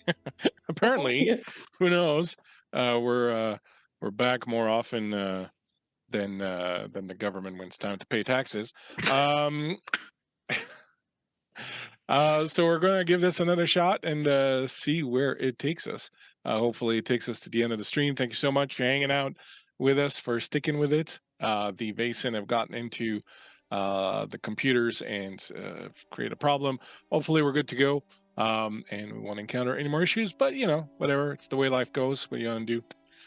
Things happen with technology. That's like, I was just saying that nothing like this has really happened since I've been here since August. So, it's very rare. So just gonna take it and roll with it. So just before the break, then so the doctor breaks out the smelling salts, wakes up the sailor. The sailor will say that he doesn't know what happened. Someone came up behind him. He didn't hear them or see them. He just got the hit in the head. The last thing he remembers, he kind of came to a little bit, and he saw the doctor running around the corner carrying a bundle of some sort. But he doesn't know when that was or if it was a long time. Then he passed out again, and then he woke up here. So now, having gotten that piece of information, having the doctor who has apparently kind of regained some of his faculties, the lot of you move to the officer's room where you can be more comfortable and sort of lay out all your clues that you've gotten so far and sort of go over that. So you walk into the room, lay out everything that you found. And number one and the captain are there with you, and the doctor's there also sitting in a chair and having a bit of schnapps because the captain had some peach schnapps, and the doctor is very happy to have the peach schnapps. If you have mental conditions, you can erase them, as you'll have some time here during the scene to sort of regain your faculties also. And yeah, so the captain and number one are all ears to see what you've discovered. If I may, real quick, before we do that, before we left Elias's room where we had taken the unconscious man, Elias, I just wanted to look around the room to see if the portable library, the books that Margaret and I had been sent to find, were tampered or taken at all. What do you think? What do I think? Yeah. Oh, I think they've got to be, right? I mean, that's got to be. They are That's in way fact more gone. dramatically appropriate. I mean, They are gone. Yeah. yeah. The rest of your room was tossed very thoroughly, but quickly by someone who had skills and knew how to do this, Mhm. a professional. And they took the books. You would think probably because they looked important more than, because they were definitely after that kind of thing. Like, because if they were just after that, they wouldn't have had to toss the room. They were somewhere where they could have been, noticed. So it was Yeah. someone who was looking for something, and they decided that that was the thing. That was, but as far as you can tell, nothing else is taken, though your papers and passports and whatever else you had in there have been looked at. Okay. All right then. Okay.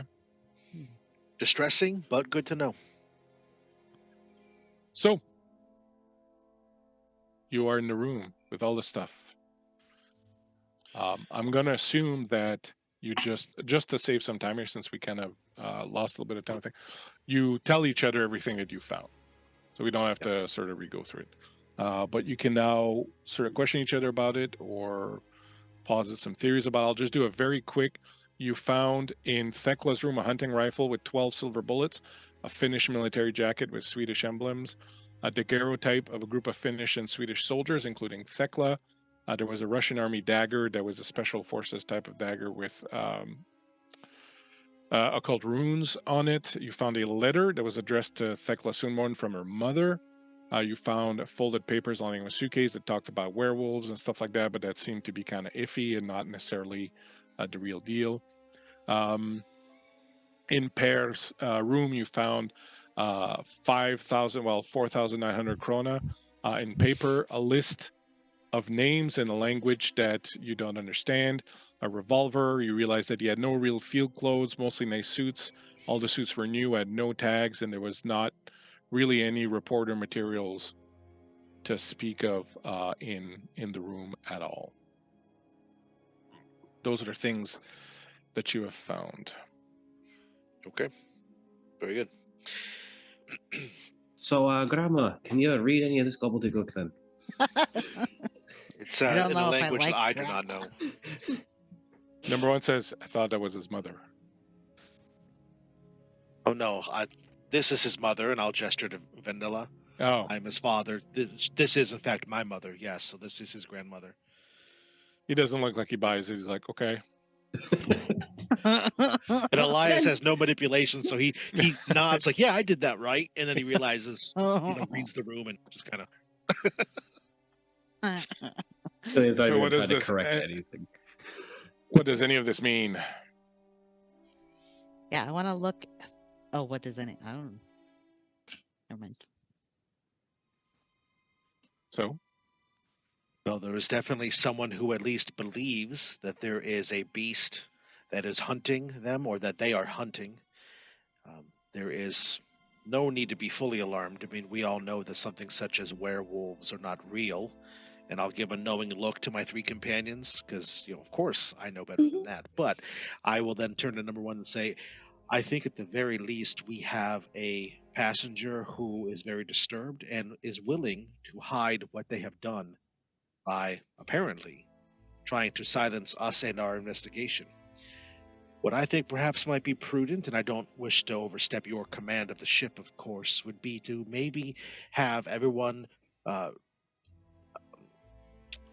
secluded to their quarters and everyone be secured to make sure that no one else is in any danger. I mean, the doctor himself, luckily we came upon him when we did, because he did seem a bit out of sorts. it was the Russian. I heard him speak. Yes, you had mentioned that. What did they say again? And Elias has his little casebook out and he's making notes at this. Just that I heard him one night outside. The first night we were here, I heard two people talking outside my door, and when I leant in here, all I caught was someone in Russian saying that. Hold on, I don't want to lie to you. Just gonna make sure they tell you exactly the right thing.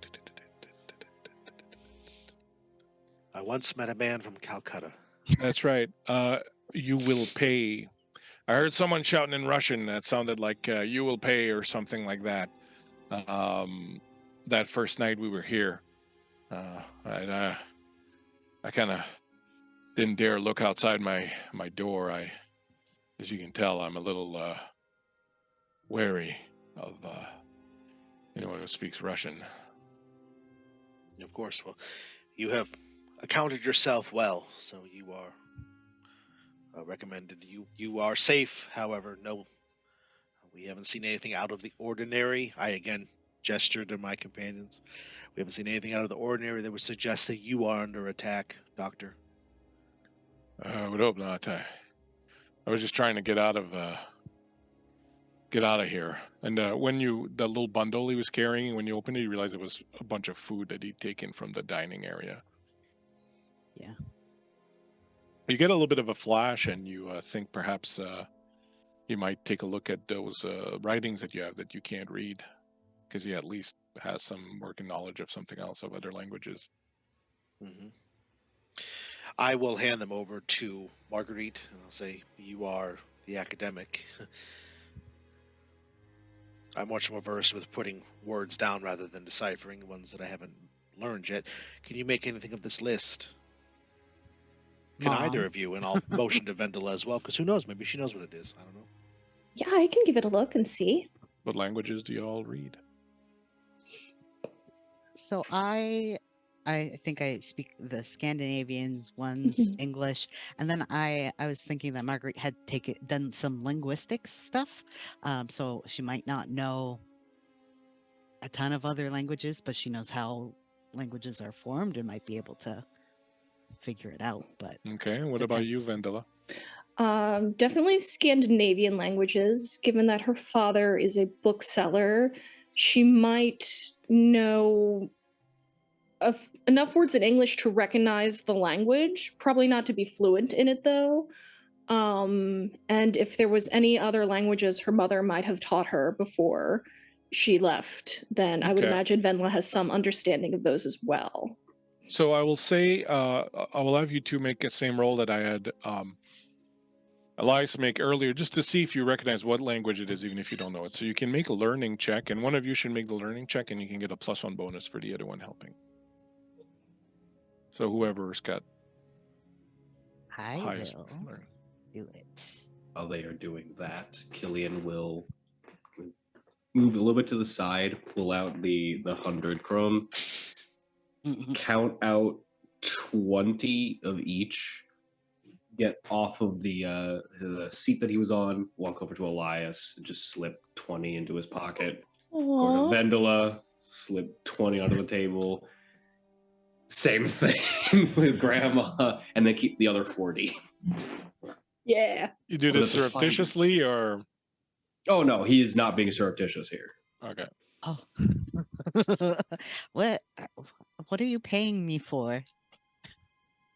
This Where is did you a get job. this money? This You- is a job, you- right? And I don't tell my secrets to where I get any of my things. Don't you need this more, Killian? No, trust me, I have plenty. he holds out 40, like does that, puts it, and then shoves it back to his pocket. I'm All good. right. That gives me Okay. food. Wherever we end up, that gets me food. Elias doesn't press it. He doesn't even want to know. He just goes back to completing his notes. Probably for the best.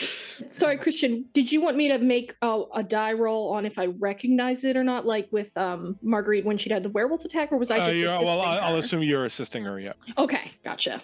I got 1 success again. It looks Cyrillic. It looks like Russian. Oh, okay. He's Russian. Who on this boat speaks Russian, reads Russian? Doctor, if you wouldn't mind, could perhaps you take a look at this? Certainly. And you can tell that he was just about to take some smelling salts. Certainly. Been there. Let me take a look at this. Well, it's definitely Russian, but I can't really make any sense of it. It's like gobbledygook. Hold on. Margaret, you're an academic. I know you probably don't speak the language, but perhaps you can help me. It's some kind of cipher. Let's see if we can work together and bust through this here. So he'll make a learning check, but you can assist him in it. Absolutely. So the two of you go through, and he's basically translating bits and pieces, and kind of, you're like, okay, well, if that word is that, so you kind of start working with that. This is the kind of thing where your casebook would be useful. So as they're speaking, you're making notes in your casebook and kind of aligning things. So I'll let the doctor roll with the +2 bonus from the casebook also. Cool. I'd also like to watch the doctor while he does it to see if it looks like he's lying at any point. Okay, so make a Observation? observation. Yeah. Okay. So you got 2 successes. So go ahead and make your observation roll.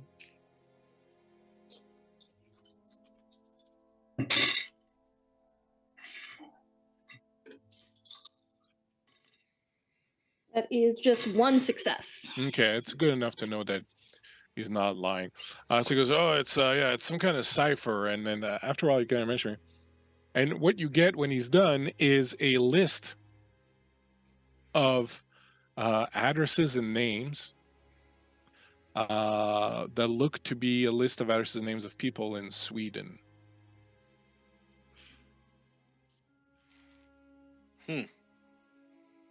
That's what I said. And this is in Per's room. Yep. But Are it's any of the a cipher in Russian. Yep. are any of the names or addresses anyone who's currently on the boat? So, well, everyone except Killian would make, please, since you're all from Sweden, make a roll, and we'll call it a.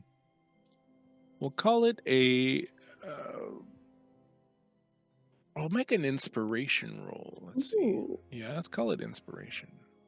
I have a 0 inspiration. So you roll I'll- just your Just empathy. my empathy. I'll have 9 if I roll that. Wow. I've got 4 inspiration and 5 empathy, so Roll that. It's 2 successes. Ooh. Nice. I got no successes. I don't know anyone, I guess. that's Not 3. outside the academic service. 3. Devil's luck again. Yeah, so you will both of you will, so you don't know any of these names, and because you got the devil's thing, I will give it to you, Elias. But it's possible, and I'll let you, Vanilla, decide if you'd have heard of this, like for yourself, depending on what your character knows and what your character does. But for sure, Elias, you recognize some of these names, and you know some of these names are people who have been in the news recently, associated with um, movements aimed at stopping Swedish people's involvement in the war. Hmm. Like people who oppose the involvement are saying, it's not our problem. It's Finland's problem. We shouldn't be going there. We shouldn't be involved in this. We shouldn't be doing that. So there are people who are kind of politically active, trying to get laws passed, or decrees passed, or only maybe starting social. They're on Twitter going, don't do, Hashtag but don't do yeah, this. It's not our exactly. fight. There are people who are against the involvement of Swedish nationals in the war in Finland. That was Pear's position. So why would he have a list of people like a to kill list? Maybe it's a list of members Russian. of some sort of club that he's in, an organization that perhaps is working to a common goal. I've never heard of organizations working towards common goals. Yeah, with your 666 though, and since it was inspiration, Elias, I'll say that it seems more like this is a list that was in Russian, so you can't tell anything about Per himself, but this would be a list of people that the Russians would be interested in helping, right? Because they want the other people not to get involved in there, right? Because it's causing more problem. If they can sow schism in Scandinavia and all that, it makes it easier. So whatever Per's situation was, that this list was probably a list that is a list of people that are either Russian sympathizers or who are perhaps really just ideologically against people being in the war, but that this would obviously be something that Russia would want to promote, so that less people are standing up against them at this particular point. A list of these people combined could perhaps turn the tide of war away from the front lines. Power such as that held within paper is something that I know a thing or two about. Perhaps I've read too many mystery books, but doesn't it seem a little strange that Per has that list in Russian? He doesn't have the trappings of a journalist. You said all of his clothes were brand new, and his room happened to be right next to someone who had encountered Russian soldiers. A contemporary of mine recently wrote a story called The Purloined Letter, and within it, the individual who stole a letter hid it within plain sight. And perhaps that is what Per has done. Perhaps he has devised a disguise. Perhaps his journalism is merely a front for some sort of clandestine activities. Maybe this is why he has drawn attention to himself. Perhaps the beast was. I'm sorry. It's just the four of us now, or is the captain and stuff still here? In my mind, the captain and number one were still there because they want to know what's going on, what you found. Okay. But if you think that you would not talk in front of them, we can say that you kind of finagle. Well, the reason why I ask is because what I'm attempting to basically do is when they are around, I want to treat the investigation like we're investigating regular things.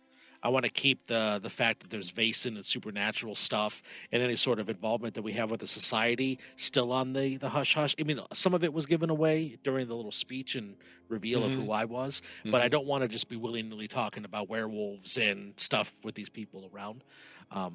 So it just will determine what I say right now or not. Okay.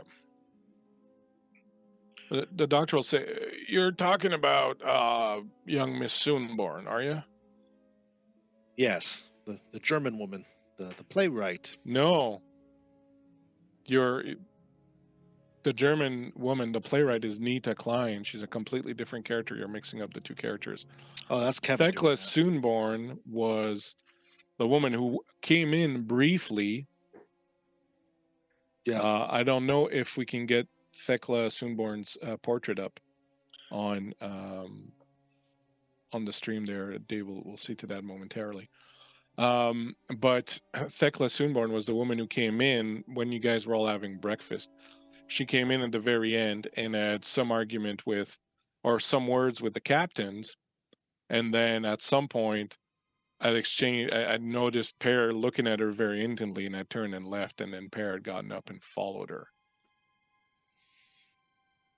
See that? There we go. Kevin this Thekla entire Soonborn. time thought these were the two same characters. No, they're not. So that's Thekla Soonborn you can see on the stream right now. Yeah. And the other one was Nita Klein, who looked somewhat differently. With the bowler hat and everything. That's right. Yeah. Yep. And she Who was the one insulted who, you. yeah, she was the one who had been kind of and Yeah, before. that was one who didn't like me. Just before leaving, it said everyone on his boat is going to die, right? And then Yeah. and then you had heard the screaming outside. And Oh, so my comment at the top of the episode today must have seemed really weird. yeah, it was, but I let it go because I was like, you Yeah. know, these things just happen. So that's Anita Klein there. Okay, yeah. Apologize, everybody. You know, notes are what they are. So It's They are good. over there. I got us figured out now. That's fine. So I yeah. would not have said that. No, Because understood. Elias would know better than Kevin does. So, yeah. Well, she did have an argument with Pear, so that would perhaps put her into a light as to someone who would perhaps draw our attention. Well, I had a bit of a Well, discussion. not an argument, excuse me. They shared a look. Kevin's met. Yes, before Yeah. they both vanished. I had a bit of a discussion with young Miss Soonborn the first night we were on the boat. Two survivors recognized each other, you see, and I approached her, see if she was all right, and we got to talking a little bit. She was kind of reserved, but once she knew that I'd also been on the front lines helping the defense effort, she opened up a little bit, and she wouldn't give details. I think because she was afraid I would think she was crazy.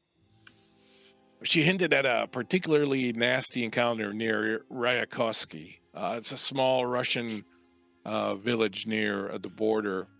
Her team of scouts were ambushed, she said, by a group of Russian soldiers. She said she faced something horrible there. She seemed very shaken by it, but I got the feeling she may have been the only survivor. He said a word. I wasn't too sure what it meant, but she said the word Bodark.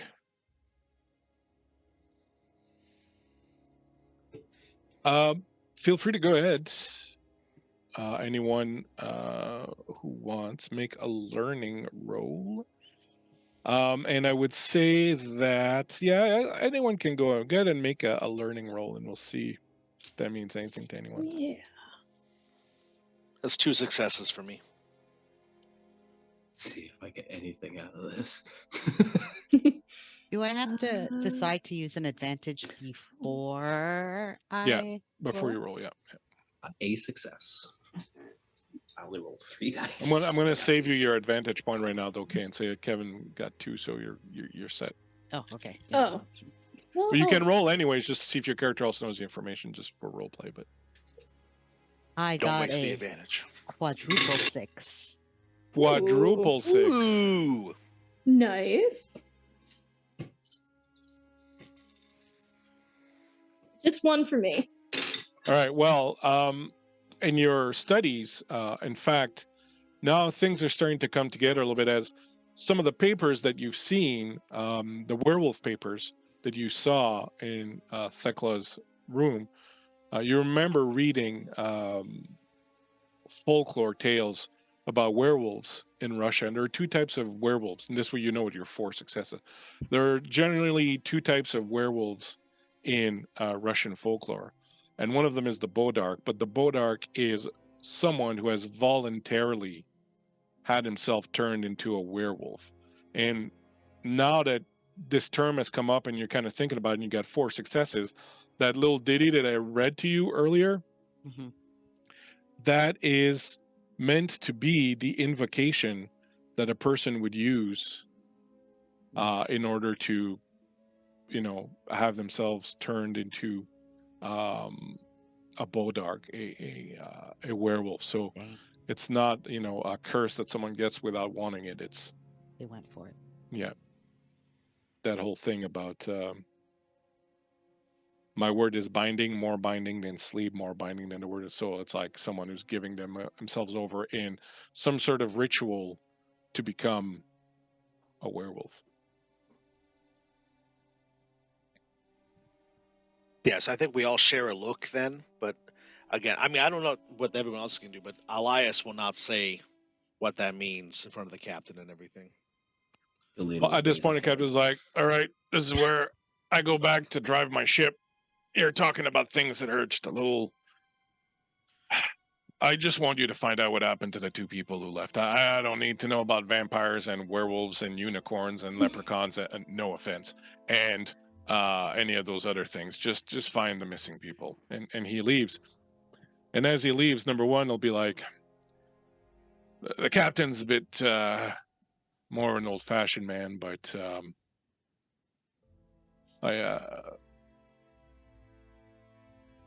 well, I'm a bit more open-minded, and I trust you can solve this situation, but one of us at least, so you know, understands and believes what you do, and I'll do what I can to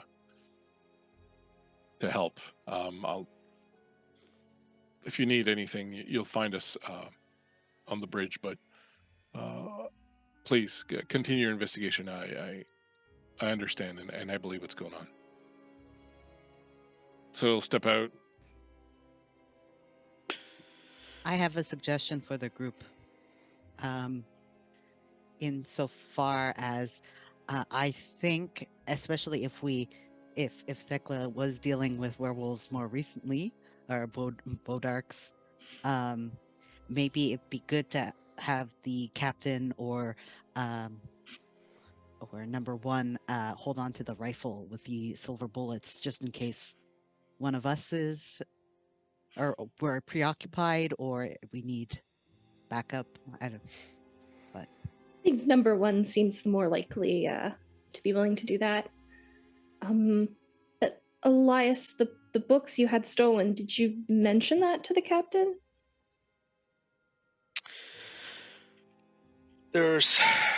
We could mention that perhaps books were stolen. To talk about what was within them would be something he would want to concern himself with, but we should at least let them know that there are books that are missing, I think. Someone's been bothering me about the room that we were looking in. Of course. The man we were looking at was a photographer, right? He was a journalist. So photography so we doesn't really claim. exist per Well, se yeah, at this point. journalist, what I meant. Yeah. But yeah, he was a journalist. Yeah. Right. So, how much money do you think a good journalist might be making at any point? Well, it would depend upon where they work, what sort of subject that they write about. I know that journalists that I have interacted with in New York who worked for Mr. Pulitzer, not entirely. That's too late. The Pulitzer's not around right now. Who worked in New York and whoever worked there at the time would make it. I'll rattle off some number that would be historically accurate for that time period. And You think he'd be making enough to afford fine quality suits like that? Especially ones that he hasn't even worn. The suits were fine, but they weren't like, I'm rich and they were like, someone who. I think it's the amount is what's kind of perturbing him. But for Killian, it would be like, what the hell? Same for Vendela, because she didn't grow up rich. It's just like sounds like those were a lot of new clothes that hadn't been worn yet, based on the description. And even adding on to that, having 5,000 big ones. It's a bit 5,000. I thought it was 4,000. Yes, 5,000. And then I'll think about the fact he gave us all money, and I'll just. You may have he's not using it. Sent to your room, son. Stealing is not appropriate. It just looks up. He's just dead. What does he need the money for? He may not be dead. He could perhaps be a werewolf. He may be a werewolf, one of the Bodark that perhaps Thekla is seeking to have vengeance against. Perhaps he, in another life, killed her platoon, and she wishes to avenge them. Then if in Russian they would say, "You will pay," that could very well mean that. He shrugs. Then I'm a werewolf that I now have a little bit more money. But that's beside the point. That's a lot of money that he's got, just kind of laying around in a suitcase, and a whole stash of clothing that, look, I'm just from Ireland, right? I know cold when I see it. Them suits ain't gonna be doing much when we start getting further north than that. So what's he got all them for? Well, what I would suspect would be that perhaps with the list that he has, he can travel and try to buy their allegiance. Perhaps he was sent by a benefactor to make sure that the names on the list are properly aligned with a political inclination. It's a lot of big talk for me, not really understanding too much of it. He But may have say- been sent to bribe the people on the list we found. Oh, that seems a lot more accurate to what I was thinking, yeah. Yeah. I want to check my room. Oh, that's a good point. So as you step out and head off towards your room, there suddenly is the sound of an alarm bell ringing, and you start hearing screams Oh, of no. fire, fire, fire coming from the front of the ship, and there's a ding, ding, ding, ding, ding kind of bell, and you can immediately see fire is a serious business. You can immediately see action from everywhere. Sailors are coming from everywhere, pouring out from the hold, running, and everyone's kind of running towards it. And you can see up at the front of the boat, you can see smoke and the glow of flames sort of lighting up the night. What would you like to do? Oh, phew. I go running out to help. Reginald is at my heels, I would think.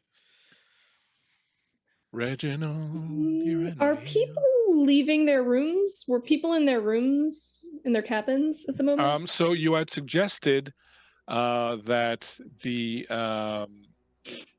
captain have people be in their room, so he had done that, and there were guards. Right now, the people are kind of sticking their heads out of their rooms, seeing what's happening.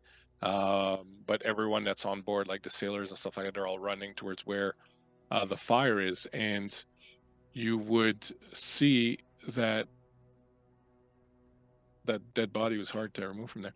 The the front, as you sort of approach the, I wish I'd taken the time to. Do I have a little fire? I probably don't have a little fire token. I wish I'd taken the time to. Yeah, it's not gonna cut it. Too bad. Remind me to get some fire tokens going. But in any case, I'll just, paint it right here. With this, the boat up here, the lifeboat, as you arrive towards the front of the ship, one of the lifeboats that's hanging in the front is on fire, and there's flames just sort of shooting up, and smokes are going. Like the sailors are all like lining up with buckets, and there's like a spigot of water that comes down, like, which is like so from that they have somewhere in the hold, like a cistern with water, and they're pulling water. Normally they would get water in the sea, but now they're pulling water on the buckets and just sort of lining up and tossing that as much as they can on the lifeboat there that's on fire. So what I would like to do is, in the 15 or whatever so minutes it's going to take to get this under control, what do each of you do? Do you want to help out? Do you want to do something else? What's going on? But like, just tell me sort of in the next 15 minutes or so what are your characters going to do. It's kind of nice being near the fire, although it's threatening your lives. It's kind of nice and toasty for once. I do know that Elias was rushing towards to help. I do think Margaret would catch him right before he really heads out and just say, like, this is, like, I'm pretty sure this is distraction. So you could go help them, but I think I'm going to be looking around to see who's skulking around. Yes, my next question was, Margaret, if you would mind, was there anything unique in what those books you had looked like? If people are going to the lifeboat, they're leaving their rooms. Oh yeah, I'll try to describe quickly what the kind of books that we grabbed were. I assume they were pretty thickly bound tomes, old. Yeah, and it was like a leather satchel. There was like a long rectangular sort of leather satchel with a big strap, and you would open it up, open the top, and then the front and the books were all kind of all the spines lined up like this. Yeah. So it's kind of not easy to like put in a chest of drawers, but could be put like under a bed. Yeah, that's where I had it hidden. Yeah. Okay. Vendla is hanging back and watching the others, and as the others leave their rooms to go to the muster stations. Okay. And what about Killian?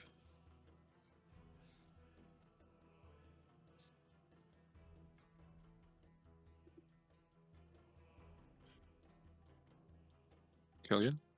Oh, sorry. I zoned for a moment. Knowing Happens that in most there's families. fire, if anyone's near Killian, they actually start seeing him genuinely grow tense and afraid. And wherever they are going to deal with a fire, he is moving the opposite way. I'll follow wherever everyone else is going, but if they're going that way, I'm not going that way. I'm staying back here. If you want to stay with us, I'm not going near the fire. I don't believe Marguerite is either. Yeah, I'd much prefer that. Okay. And Elias? I look and I see that there's probably enough of the crew that are handling the fire. I do think that Margaret has a great point, and I do see reason in the moment. So I stop and I just motion for Reginald to go over with Killian because they have a rapport that they're forming to try to calm him down a little bit. And then I'm going to also, like Margaret, I'm going to start just looking around. I'm not going to be subtle about it either. I'm like actively looking to see if there's anybody trying to do something right now. All right. So everyone do vigilance rolls for me. Vigilance 5. 1 success for me.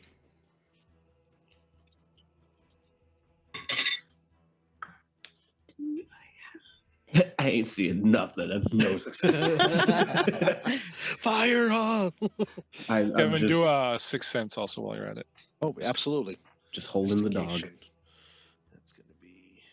I think that's 6 for me. What is it? So who got what? You got nothing, Killian? I got nothing. Marguerite? I again got nothing. Okay. Vendela? I got 1. Okay. Yeah, so I had 1 on the vigilance and I had 1 on the Sixth Sense. Okay. So those of you who didn't roll any successes, you're sort of checking out stuff, but it's dark now. It's late afternoon, so it's dark. It's like pitch dark, and the mist is really kind of crawling in, and you're not seeing anything. The other two of you with your 1 success, and Kevin, the first thing that kind of pings for you is with that 1 success on the Sixth Sense, you get the feeling that there's increased supernatural activity in the area. It's hard to pinpoint. It's kind of coming from everywhere. But knowing that, you kind of start paying attention. And you notice that the mist has crawled closer to the boat and is now really kind of enshrouding it and kind of covering everything. And even whatever pale moon is up there right now is barely giving you enough light to see. You literally have difficulty now seeing like more than 15 or 20 feet in front of you. Like that mist is really opaque and it's dark and it's very difficult. Vendela, as you are kind of going through this mist and realizing also that it's getting kind of dark, you hear very distinctly the door to the dining room area close. It's very near you and you can't see it, but you hear it right there, kind of click. But this mist is just really kind of obscuring sort of everything. Someone went in the dining room. I'm gonna go look. I'm gonna go to the dining room. Hold on, just as I was saying, is the dining room away from where everyone is rushing? Yeah. So the fire is at the front and the dining room area is back here, sort of in this area. I don't know. I guess I fixed the map at some point and there was like the dining room is here, but I guess it's the old version. I'm stupid. But anyway, so the dining room, I fixed it at some point and I placed the dining room over here. So it's over here somewhere. Killian twists around and starts following Vendela. Yeah. Yep. Yes, Elias will move in behind as well. He will draw the revolver. Okay. Not April. Give me a second. Yeah, so see, I fixed it on this map, but on the other one. So everyone's kind of up at the front here, and this is the dining hall right here. We're coming So- from the captain's den, right? 11? Yeah, so the captain's den's up on a higher deck behind. Then you come down, and then right there between the stairs is kind of that dining area. You open the door and you walk into the dining room, and it's very dark right now because everything else, there's only a few oil lamps that are burning, and the fireplace that's keeping the place kind of lit. And it's quite dark. And whoever the first person is, and I would assume it's Vendela, since you were the first person to kind of come in, you notice as you come in that there is a door here at the back, right over here. Mm-hmm. And just as you come in, the door closes. Venla's gonna point at that door and go for it, and she's gonna try to, if I can, make a stealth roll to not be perceived. Go ahead and make a stealth roll. You realize as you're walking through the room that the mist has crawled Lovely. in here also. Yes.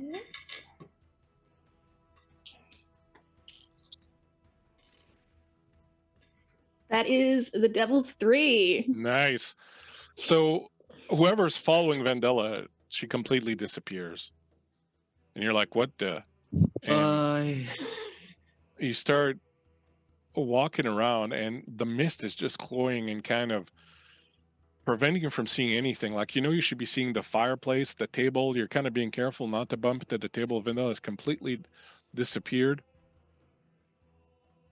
Elias, as you're walking through this fog, suddenly seeming almost lost in some dark space with just this fog around you and no sound and nothing, something comes back to you, something that you wrote a long time ago, perhaps around the time when you were about of an age with Killian. You'd just begun writing stories back then, and they were always very dark, fueled by your nightmares and dark voices in your mind. There was one, it was about a ship in the middle of the ocean, heading towards the Antarctica. It was a military ship, you remember that. Aboard it was some dark being who could wear the skin of its victims. Their story was called Covadis. The victims never knew if they were a friend or with an enemy, and in the end, everyone on the ship had died. But years later, when it was found by an expedition, one person remained aboard, sickly and weak. And he was taken aboard the second ship, no questions asked.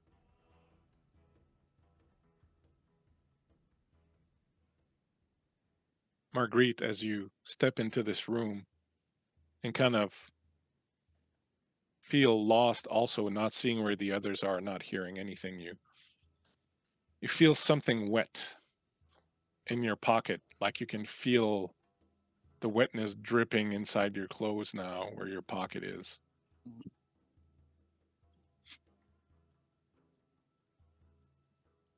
You do? Well, I'm gonna feel for it. I'm gonna try to feel what's in my pocket, what's going on, what's leaking. Reach inside your pocket. Your hand wraps around something that is small and thin and wet, almost like a sheet of raw meat or something. And as you pull it out, you realize it's a little black square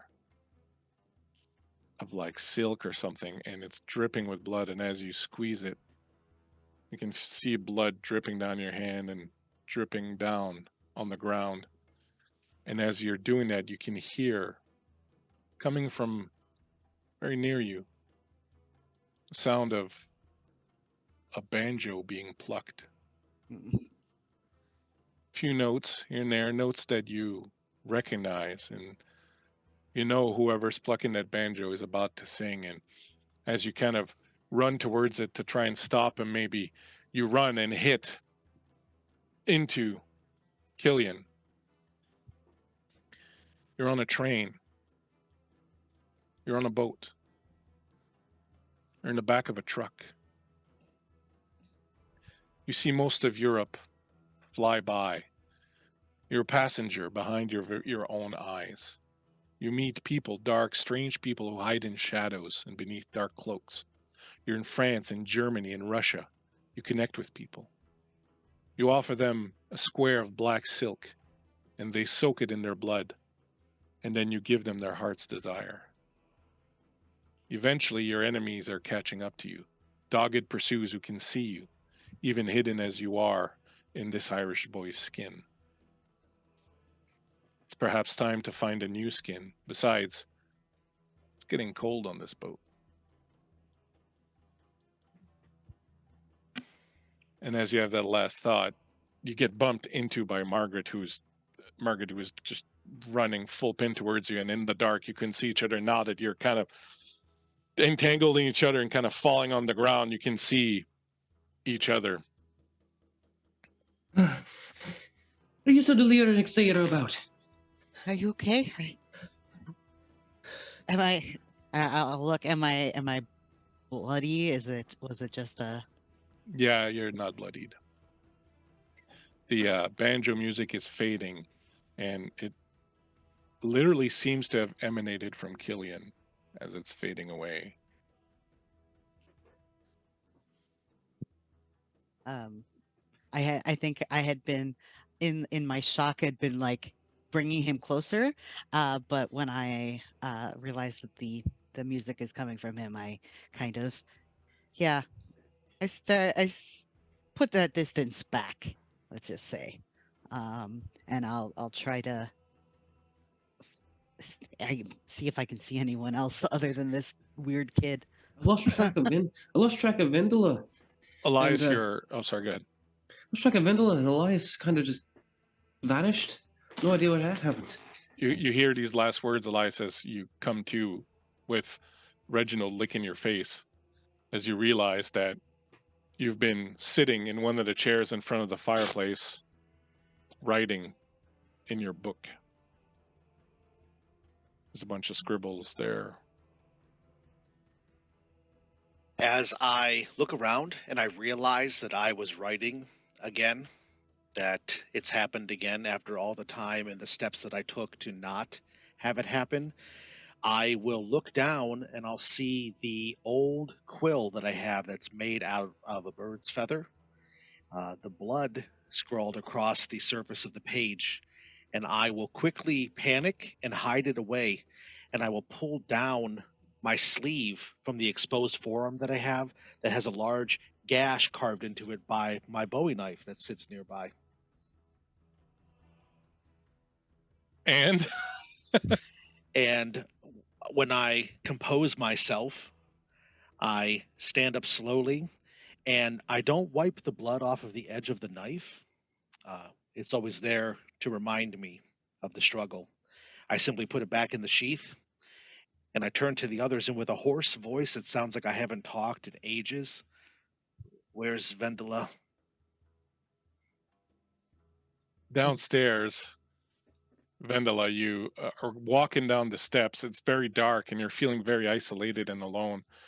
And you come down into the kitchen area, and you hear smashing noises coming from further down along the way, like someone's taking a metal pipe or something, and you hear hissing of steam and things crashing and breaking.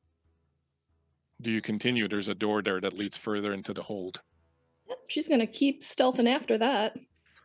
So in your super stealth mode, you open the door and walk in, and as you walk in, you see that part of the machinery, the steam machinery that connects the engine that sends the power through it, part of it has been destroyed.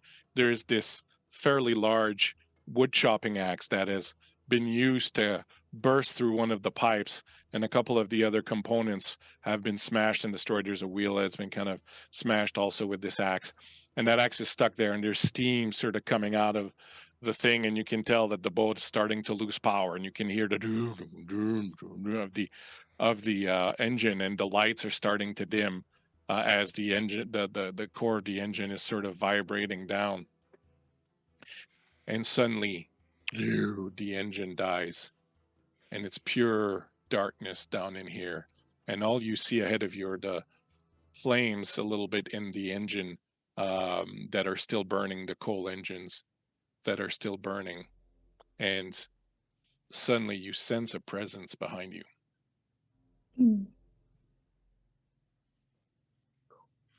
She's gonna just quickly, abruptly turn around to see what the hell. When you turn around, Oh boy. you see standing there in front of you.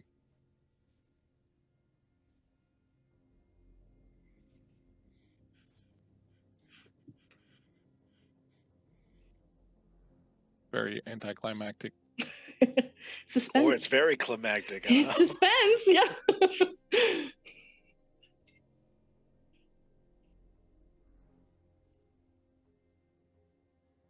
Damn it. Talk about ruining the moment. And Dave, if you can put it up on it's on stream. Oh, great. Standing there Oh, good. in front of you, towering over you at a good almost 7 feet tall, the head just reaching the top of this thing, blood drenched on the shreds of its clothes in front of you, breathing hard, the breath of it just washing over you and smelling of blood and meat just washes over you, and this thing looms in close, and you can see its glittering teeth as it approaches.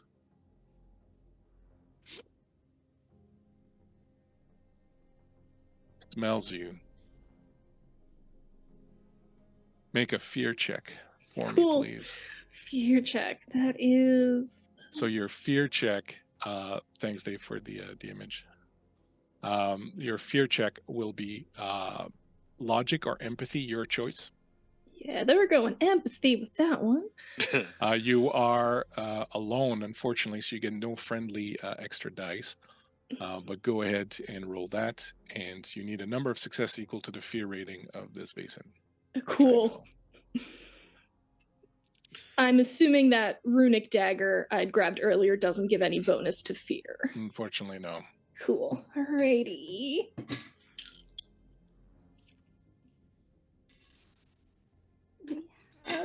It's probably not enough. It's just one. Okay. One's not too bad because it's not acting too terrible. So you are kind of shaken a little bit. You're not running away, but you're kind of rooted in place as it leans close and smells you, and you can see it looks a little confused. And then its face changes, and it looks at you oddly, almost kind of like it recognizes something in you. There's some sort of connection that's being made. And then as it does that, it kind of backs away from you. And then as it backs away, you hear from behind it someone say something. You don't understand what it is, but it sounds Russian. It's the best way that I can describe it. And as the wolf looks over its shoulder, you can see standing in the doorway that came from the kitchen, Nita Klein is there saying something in Russian. And as she does, she has what looks like a pipe in her hand. And she lobs it, and you can see that there's a fuse attached to it.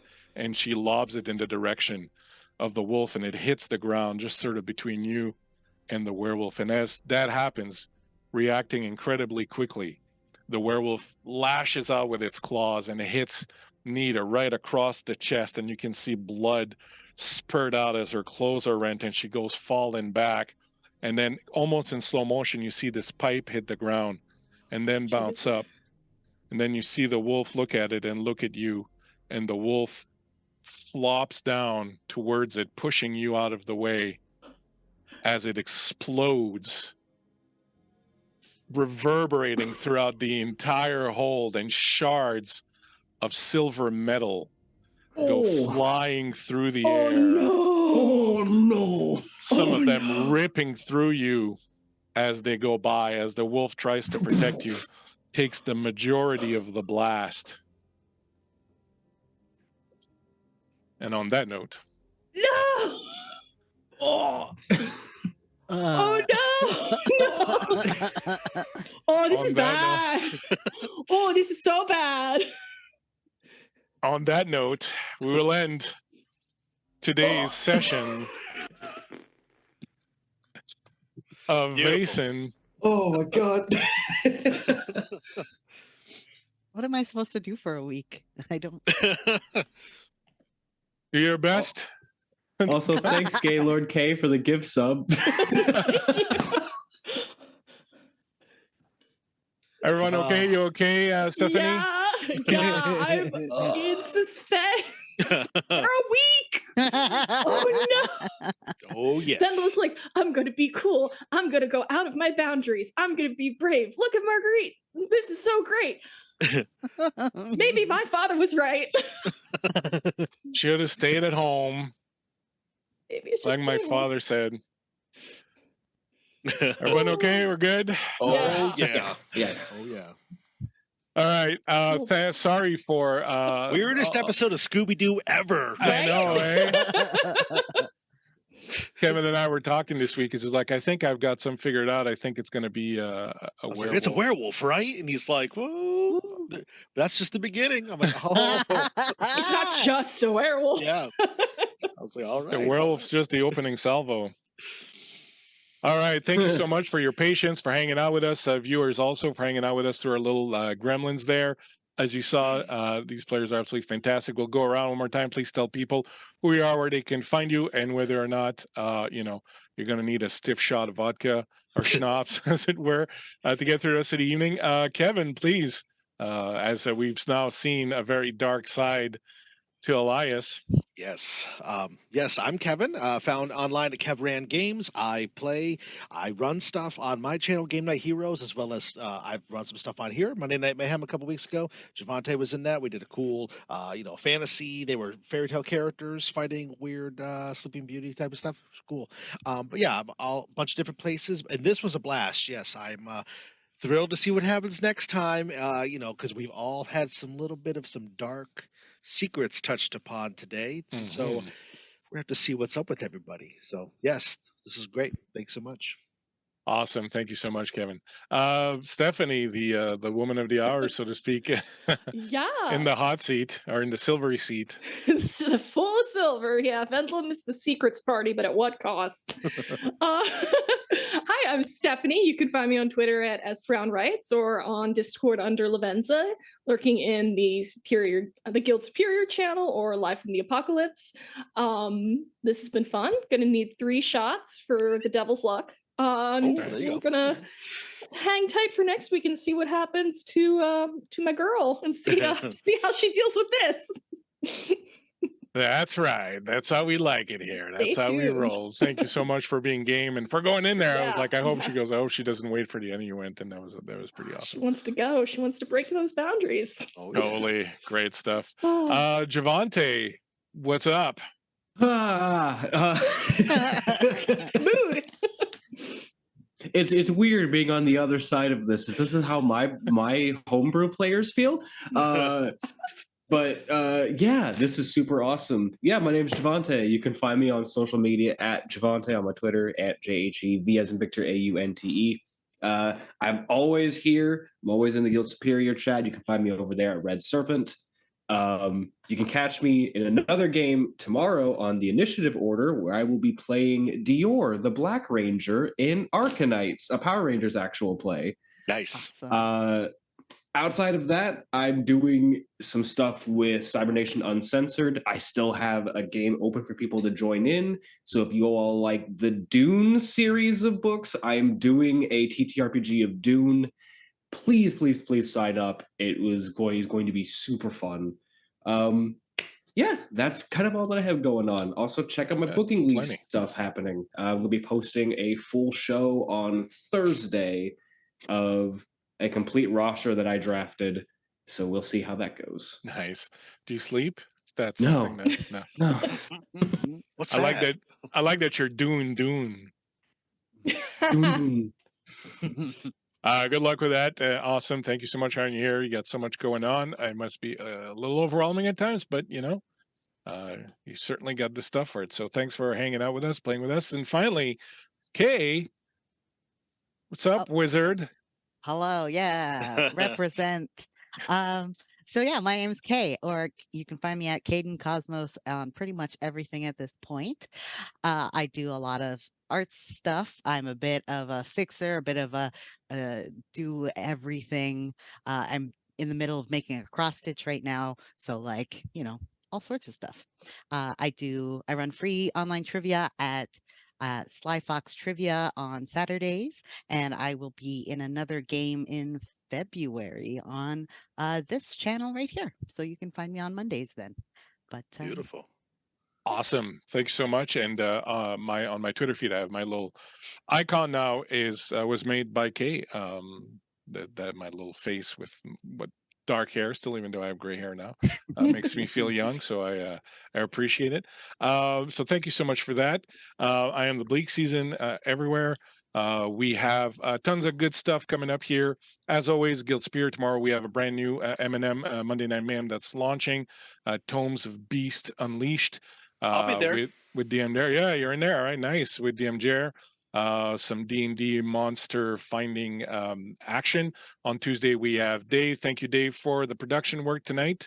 We have Dave's Greyhawk Classic Adventures. We're about to enter the dungeon of the Moat House in Hamlet. So I expect a lot of shenanigans going on in there. Wednesday, we have the finale of Dungeon Mr. Ty's New Varden game. We've had an 8 game. Game. It's been absolutely awesome. It's been so great that I'm here. A lot of great guests in that and a lot of great players. Thank you so much, Dungeon Mr. Ty, for hanging out in chat right now. So that's the finale tomorrow, so, Wednesday, so you're not going to miss that. And on Thursday, more Shade Song with my crew doing Winter Thrice, the 3rd episode, as they are currently in Valhalla, looking for the Green Knights. I'm breezing the Green Knights in Valhalla. Who knows what's going on with that? I don't do drugs, but I might as well at this point with the weirdness that I'm coming up with. I want to thank everyone that stuck together with us tonight, your patience, watching, chatting, being there. We are going to raid our good friend Sensei Phoenix Iwaki. So please hang out with us. Give Phoenix some love when we come over. We'll be right back here next Sunday with part 3 of Vaesen Isa. Looking forward to see you all. Thank you so much, players. You were amazing. Thank you, Dave. We'll catch you next week. thank you. Thanks, everybody. Bye. Ciao.